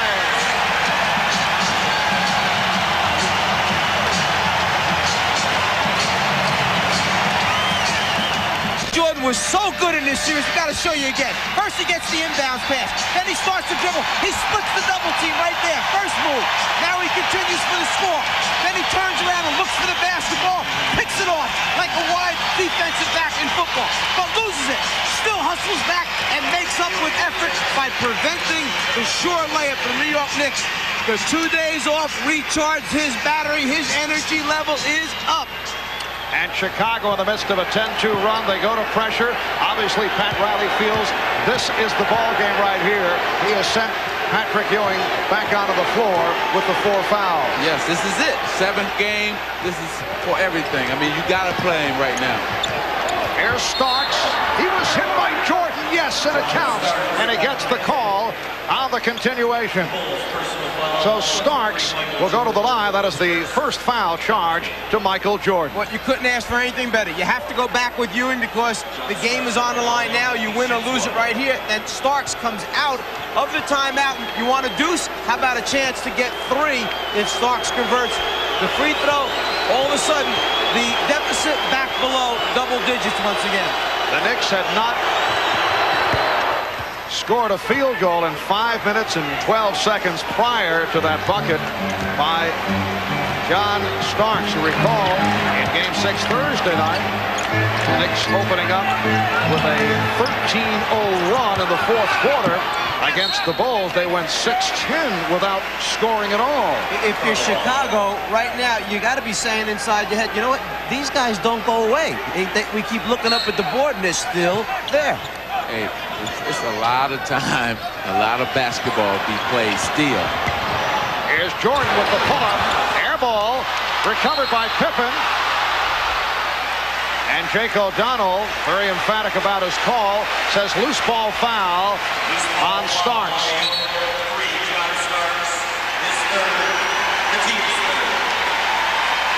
13th foul committed by the Knicks. For each Knick player, this is clearly the biggest game of their NBA career. For the Bulls, their most significant game since they faced Detroit in Game 7 2 years ago and lost to the Pistons. Pippen had it knocked away by Jackson. And as soon as Pat Riley saw that Ewing wound up on Pippen, he called for his double-team defense. He had to get the ball out of Pippen's hands, afraid that Ewing would pick up his 5th foul. Shot clock at 8. Jordan for King. Rebounded by Grant. Yes, and it counts. Horace Grant has come up with a number of enormous baskets. Well, in the first 6 games, New York did not allow Chicago offensive rebounds. In this game right here, offensive rebound. Here you see Grant coming in strong, and he goes right back up with a nice finger roll move. Got fouled. Strong move by Horace Grant. Anthony Mason called on the foul. Bulls now lead 72-62, just under 3 minutes remaining. Third quarter. Ewing facing the double team. Here's Starks. Illegal defense called for the 2nd time against Chicago. So the Knicks will go to the line and shoot a technical. Charles Oakley returns for Anthony Mason. Starks to the line. He will shoot the tee. He is 2 of 3 from the foul line. John Starks, a man who played at 4 colleges in 4 years. Back in 88-89, he appeared in 36 games for Golden State, had stints in the CBA and the USBL, emerged last year as a valuable member of the Knicks and has really come on this season. No, that sounds like a man who really wanted to play in the NBA to me. His itinerary very similar to Anthony Mason. Grant with the rejection. For Horace Grant, his 4th block shot. For the Bulls, their 7th rejection for the game.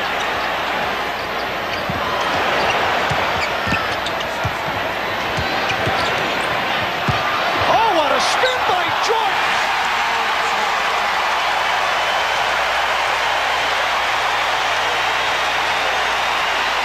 You know, Marv, that time he spun away from the double team, caught Ewing coming at him, and went up underneath. Great move. Grant with the steal. Michael Jordan with 36.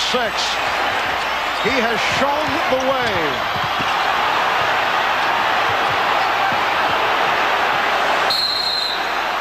"20-second timeout called by Scottie Pippen. The Bulls lead it 74-62. Add this to the Michael Jordan. Well, most of the time he's been coming to the middle. This time he fooled everybody, went baseline, and went up under for 2. The big thing here is how quickly he has to make a decision. Nobody in the middle. He takes a quick look, then comes back, avoids Ewing rotating over to try and block it, and then has the ability to finish with his left hand. For all the youngsters out there that coaches keep telling you have to learn how to use both hands, that's the reason why. So you can make a Jordan baseline move. And you wonder what makes a superstar is games like this. Game 7, the biggest game, he comes through big. Most points scored in a playoff game. Michael Jordan with 63. He did it back in April of '86 against the Boston Celtics. Elgin Baylor had 61 against Boston back in '62. And Jordan also with a 56 and a 55-point game. 36 thus far today. Shot clock running down. Grant had to pop it up. Minute 35 to go in the third. The Bulls lead by 12. It represents their biggest lead. Here's Ewing. Rush the shot. And last touch by the Knicks. You know, Marv, I know he's got to get shots in Ewing, but the team they have out there on the floor for the Bulls, nobody on their team can guard him down low. And if you Pat Riley, you probably like to see him down low right now to take advantage of his height difference over King. Well, earlier in the series, Pat Riley sent the message he wants Patrick Ewing's head as he put it under the basket. At times he would drift outside. He does have the good touch. But Ewing has settled for jump shots once again and has not been a force in the game this afternoon. He has 18 points, but his presence has not been felt. Pippen with the rebound. 2-on-1. Armstrong for King and the foul.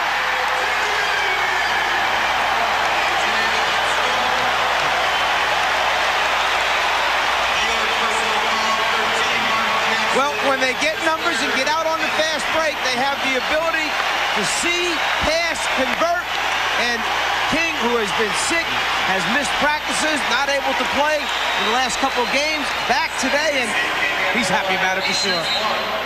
You know, the thing that I see here is that the muscle game, the hard foul game has not occurred today.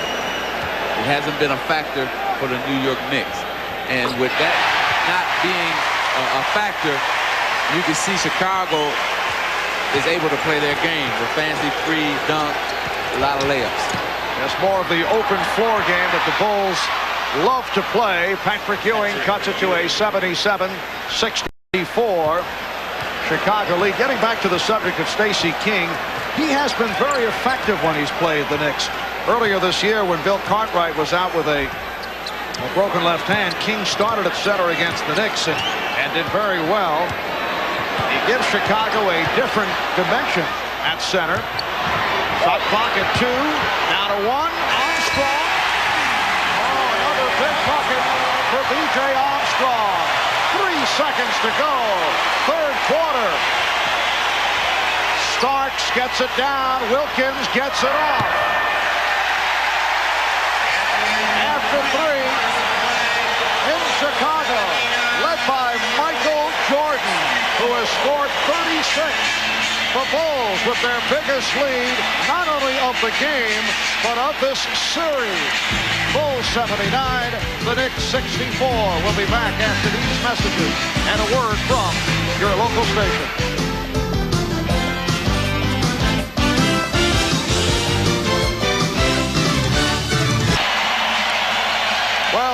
Today, as seen on NBC, the Cleveland Cavaliers defeated the Boston Celtics 122-104, led by Brad Daugherty at 27 points, 9 rebounds. So they win that game, series in 7. And they'll face the winner between the Knicks and Chicago in the NBA draft lottery earlier today. Orlando won the #1 selection, followed by Charlotte, Minnesota, and then Dallas and Denver, and so on. But Pat Williams and Orlando just delighted as they came up with the #1 selection in the lottery. It is a 15-point Chicago lead as we open up in this fourth quarter. Foul committed by John Starks, his 4th. Let's go to Ahmad. All right, Marv, just some comments from Shaquille O'Neal. He watched the draft lottery with his agent in Brentwood. He was calm throughout the whole thing, and when the announcement came, he had a smile because his former LSU teammate Stanley Roberts plays there. He's relieved that it's over, and he was flattered by the comments made by Pat Williams of the Magic, and he views the organization as a classy one. Marv? All right, Ahmad. Yes, I would think he does view it as a very classy organization with a very nice contract to follow. Here's Jordan. stopped. He thought he was fouled. Knicks on a rare fast break, but the Bulls got back. Here's Ewing over King. Yes. Marv, that's what I was talking about. You got to go to that matchup right now for New York. If they're going to get back in this game, Patrick Ewing is going to be the man who's going to lead them back. And the other thing, Matt, in the third quarter, when you talk about points in the paint down low, Chicago 14, New York only 6. And the Knicks with only 13 points in the third quarter. They were outscored 23-13. Oakley called for his second foul. Chicago ended the third quarter outscoring the Knicks by the margin of 19-7. And Chicago ending the third quarter with 79 points, their highest previous total at the end of three quarters twice. They've had 71 in this series against New York. So being 8 up on that, it looked like Chicago was playing its style and more up-tempo game. Not to get off the basketball game here, though, I wonder how Shaquille going to feel when he asked for the $5 million. Is he going to still feel that Orlando is a classy organization? I mean, when they say no? Yeah. Oh, I see. Bulls 81 and the Knicks 66. The new arena is under construction to increase the seating capacity to be able to play that. Knicks in a three-guard alignment. Ewing bottled up. The defensive job of Horace Grant, very much a major part of the success story for the Bulls here this afternoon. And now a foul called on the Bulls. You know, what happens is right here, Horace Grant went up to block the shot.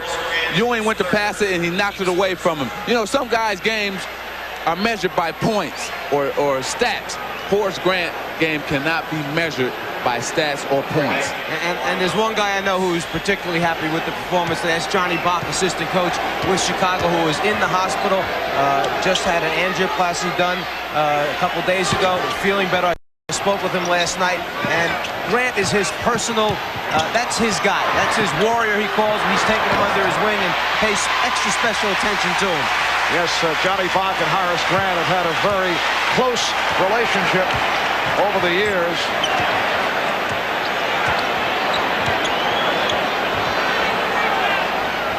Patrick Ewing only 8 for 20 from the field, not getting quality shots in the second half. Wilkins with the box out. Starks, Wilkins, and now Anthony in the three-guard setup. McDaniel and King with the rebound. King, a good job of boxing out on the defensive board. Ewing had no chance at all of getting to it, so he just had to turn, run back down the other end.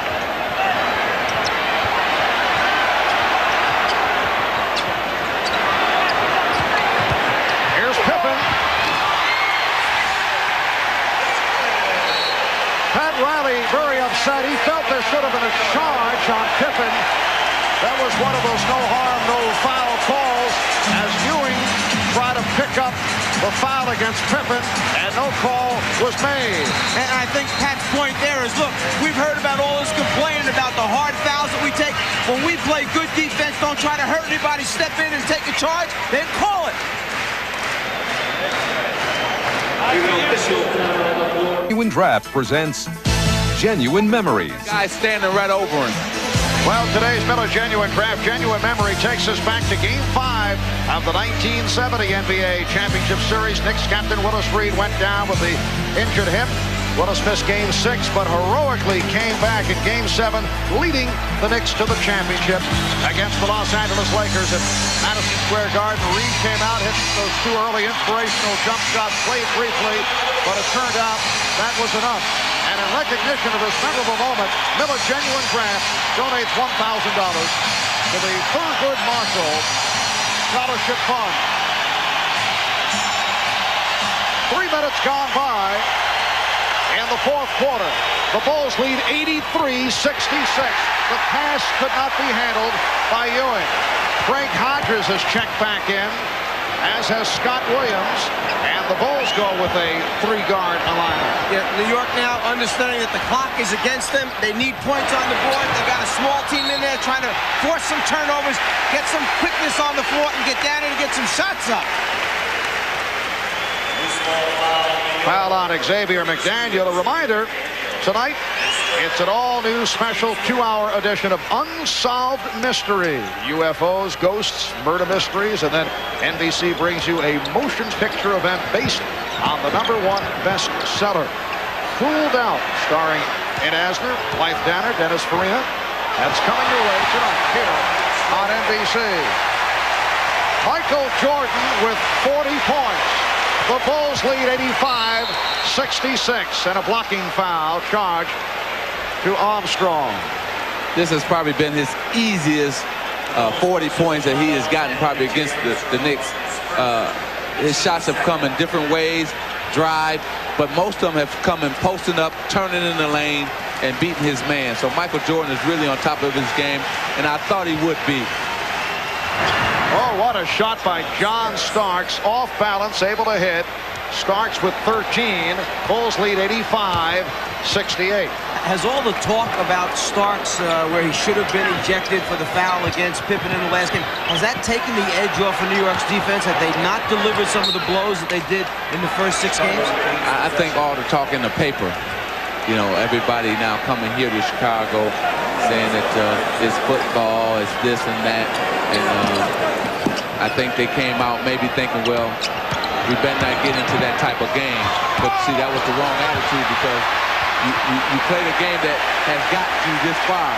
And today they didn't play that type of game, because Michael's had, what, 6 or 7 layups today. This game has seen only one rough moment. Foul given by Wilkins off that spin by Jordan. We did have the double technical on McDaniel and Jordan earlier. Both teams came together, but that basically has been it. As you mentioned, there really haven't been any severe fouls that have been given up. You know, as you watch what's taking place out here today, we've heard about the beautiful flow and movement of the Chicago offense, and then last year we used to hear about how the LA Laker offense was so stagnant. It was just Magic going down and making decisions. Well, I see Jordan down there making a lot of decisions. It looks kind of similar. Bill Cartwright extending to an 87-68 lead. 7:20 remaining in the 4th quarter. Wilkins, and the foul, a hold on Jordan, who does not like the call. Well, he felt that Ewing grabbed him instead of like the referee thought that he grabbed Ewing. Here it is right here. See, Ewing grabbed Michael in the back of the jersey and said, get out of here. You don't belong down here with the big men. And let's remember, Michael does have 1 technical on him already. The next one, he's in the locker room early. I don't think today. You think they maybe remember that, right? Oh, Armstrong and Starks want to go at each other. B.J. Armstrong pointing in the direction of John Starks. That's number 5 on Starks. Now here's how this developed. Let's take a look. B.J. trying to take away the path under the basket, so Starks changes direction and throws B.J. down to the floor. You know what? Everybody wants to pick on B.J. He looks like he's 12 years old out there on the floor. I asked Scottie Pippen before the game, would he attempt to deal a payback to Starks for that flagrant foul the other day. Hawkins with a 2-pointer, and the Bulls just rolling it up. Well, Pippen said he would not get involved early, but if it's a blowout, he said he might be looking for Starks. 6:48 remaining in the 4th.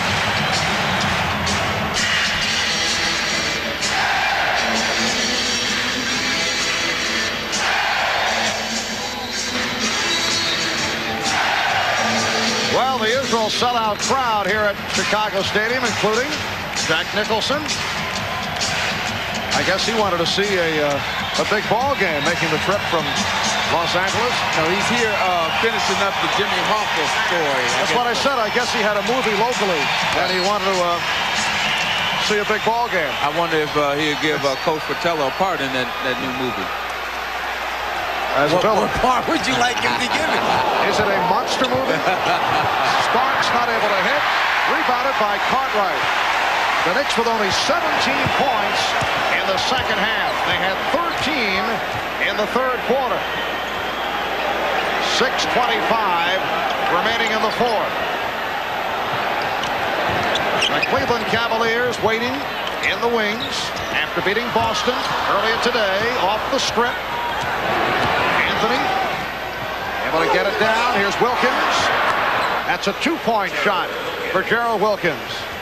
Put on the line. Michael Jordan indicating, let's settle down here.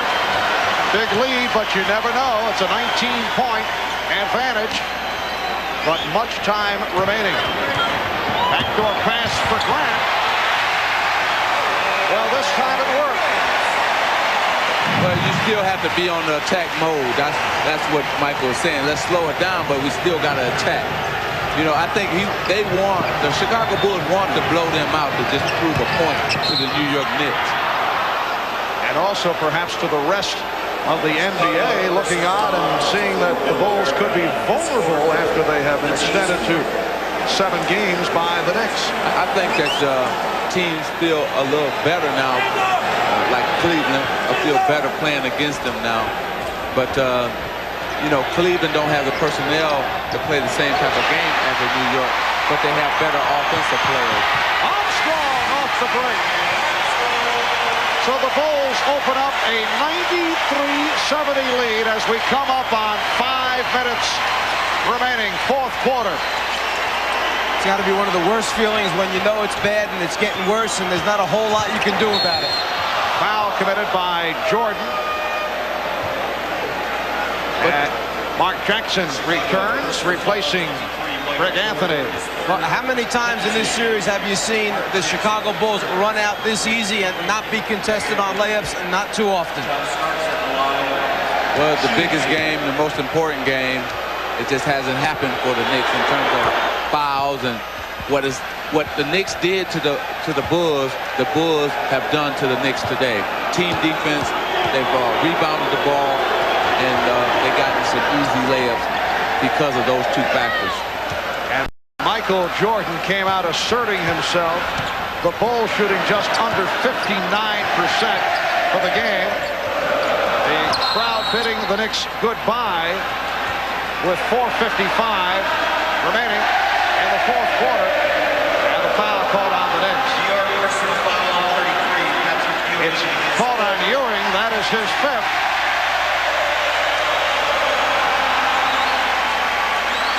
Horace Grant will go to the line.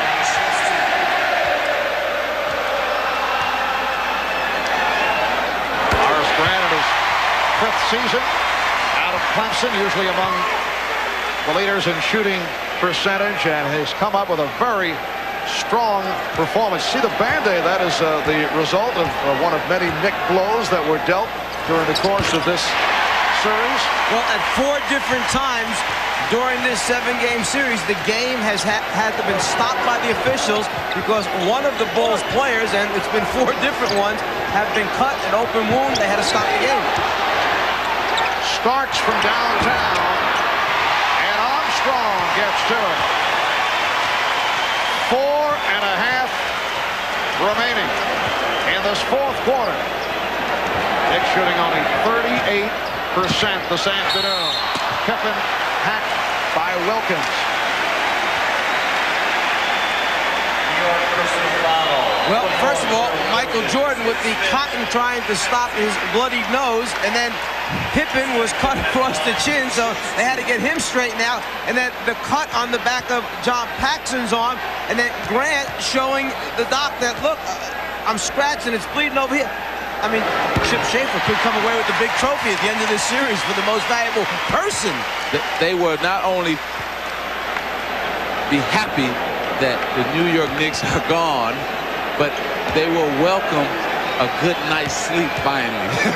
Because they haven't been sleeping good because they thought this was going to be an easy series, and it's turned out to be opposite that. They may wake up once or twice or one more night just thinking they got to face him again. Well, a Knick victory over Chicago in this series would have ranked as McDaniel hits on the reverse stuff. And here's it from the crowd. Had the Knicks been able to pull off the upset, it would have ranked arguably as the biggest upset in NBA playoff history. The reason that this is a Knicks club that won 51 games, but there's Pippen. But a Knicks team that faltered in the final weeks. They blew the Atlantic Division by losing 5 of the last 8 games, so Boston was able to win it. They were red hot at the end. They had very few wins over the elite teams. They were dominated by the likes of Chicago and Cleveland and Boston. McDaniel was fouled. And they faced a defending champion Chicago Bulls team that had gone 67-15. They roared through the regular season. But you know what, Marv, no matter what has happened here today, they have a lot to build on the Knicks for next season. Pat Riley and his whole staff, as well as the players, can feel happy about being here in a 7th game. They've got New York City back in the New York Knicks once again, and so this has been great for them. This is really their season right now. What they've done, Riley, the staff, the players, and upper management, they've restored law and order, and the franchise is definitely now back heading in the positive direction that they all understand. You need to have that same common goal and interest type of thing to make it work and ultimately reach the championship, and that's what it's all about. And I think that the Knicks staff, headed by New York Knicks president Dave Checketts, well aware that there are still moves that have to be made. I don't think they fooled themselves by the fact that the Knicks knocked off Detroit. They take Chicago to a 7th game. They know there is a dire need for outside shooting. Jordan. And the call is last touched by the Knicks. You know, there's one stretch this season with the Knicks chugging along on top of the Atlantic Division that if you put Pat Riley or Dave Checketts or Ernie Grunfeld of the Knicks staff, there's Jordan. Michael Jordan with 42 points. If you put them on truth serum, they would say that aside from Patrick Ewing, they would trade that night the rest of the starting team.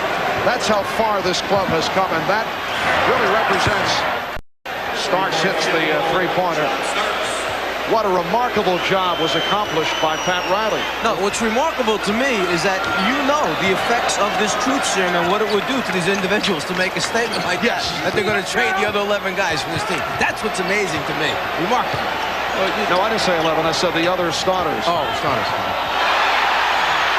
You know, when you have the magic elixir, you can do anything. Well, talent-wise, you know, they didn't win these 3 games against the Bulls on talent. They won it on hustle, heart, and hard play. That's how they won the 3 games. And so what the Knicks saying, hey, we need some more skilled players, a shooter, maybe a guy that can go one-on-one. And if they get those guys, everybody in the East better watch out. And this crowd providing a standing ovation for the Chicago. Fast here in Chicago, doesn't it? Benny the Bull right on the scene. Well, Chicago will move on to face Cleveland for the Eastern Conference Final. And over the regular season, the Bulls did take 3 out of 5. However, that last meeting, April 14th, at Cleveland Cavaliers won by 15, but Michael Jordan was sidelined by injury. And if you want to talk about that last game and the other games, Michael Jordan is averaging over 40 points against the Cleveland Cavaliers during the regular season. And so if you say 115 to 100 and add 40 points, that's 140. So it would have been 5-0. So that's Cleveland's main problem is Michael Jordan. Here's Grant. Shot clock running down. It's a one count, 24-second violation. I guess Michael doesn't look worn down. That was the feeling coming into today's game, but he has erupted, as has Scottie Pippen, who has come up with a triple-double, 17 points, 11 rebounds, and 10 assists. Armstrong. B.J. Armstrong has been a major factor. Michael Jordan sitting it out the rest of the way, finishes with 42 points on 15 of 29 from the floor. So the Bulls blowing out the Knicks to win game number 7. We're down to a minute 28 remaining in the fourth quarter. A reminder tonight, right here on NBC, it's All Real Mystery Night. First, a special new 2-hour edition of Unsolved Mysteries, and then a world premiere event ruled out based on the true story of a shocking family murder. The book, the current #1 bestseller. That's tonight, right here on NBC. Crowd applauding the efforts of Horace Grant. 14 points, 6 rebounds, 4 block shots. My question right now is, Jordan's out, Grant's out. With Pippen's ankle the way it is, I don't take a chance right now. Pippen's on the bench. This game is over. Long way to go yet for another championship. Get him out of the game before something happens that shouldn't happen. This is still a bitter rivalry, and if he goes to the basket or something, they're going to still slam him to the ground.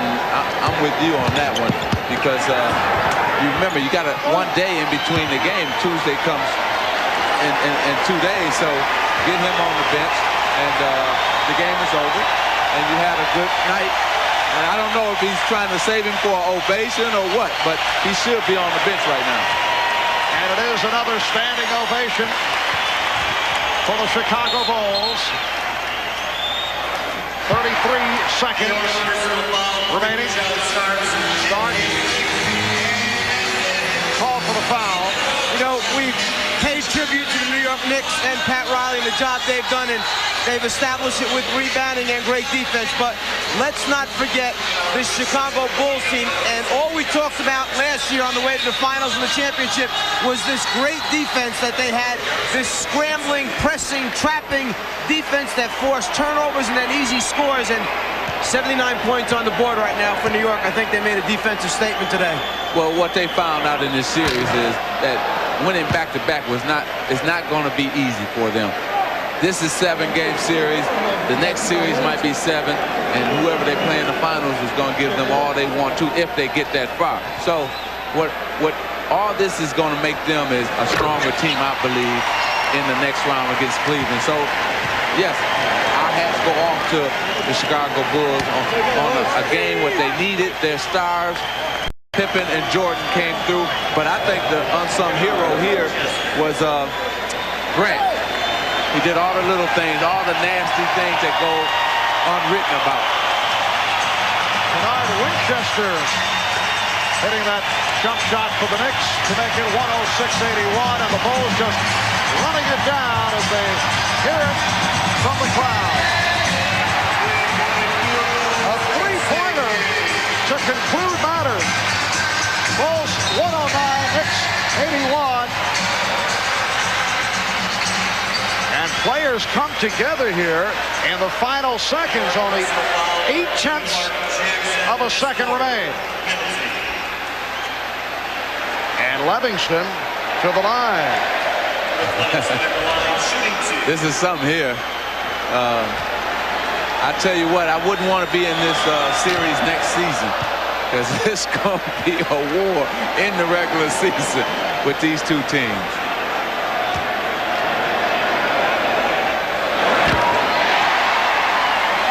You know, I wonder if Oakley and Jordan going to be his closest friends in the summertime after this series. Well, the two teams do shake hands as they head back to their respective locker rooms. The Chicago Bulls have defeated the New York Knicks 110-81 to take this grueling series in 7. The Bulls move on to face the Cavaliers. The series beginning here in Chicago on Tuesday. We'll be right back. Bulls over the Knicks in Game 7, 110-81. Michael Jordan leading the way with 42. Let's go to Ahmad with Michael. All right, Michael, a lot of people had talked about coming to this game that you were tired, you got wore down in the fourth quarter. Obviously, that wasn't the case today. Well, I think the day off really helped us mentally. You know, we've been thinking basketball every day, and then Phil gave us a day off, and everybody got away from basketball and got ourselves back together mentally, and, you know, it really helped. You saw it today. I think mentally you guys got a shot in the arm because coming into the series, you maybe thought you were going to get by New York pretty easy, and they pretty much woke you up. You got to give this New York team credit, man. They pushed us to the limits. They really played extremely well. All right, congratulations on the next round. Thanks. All right.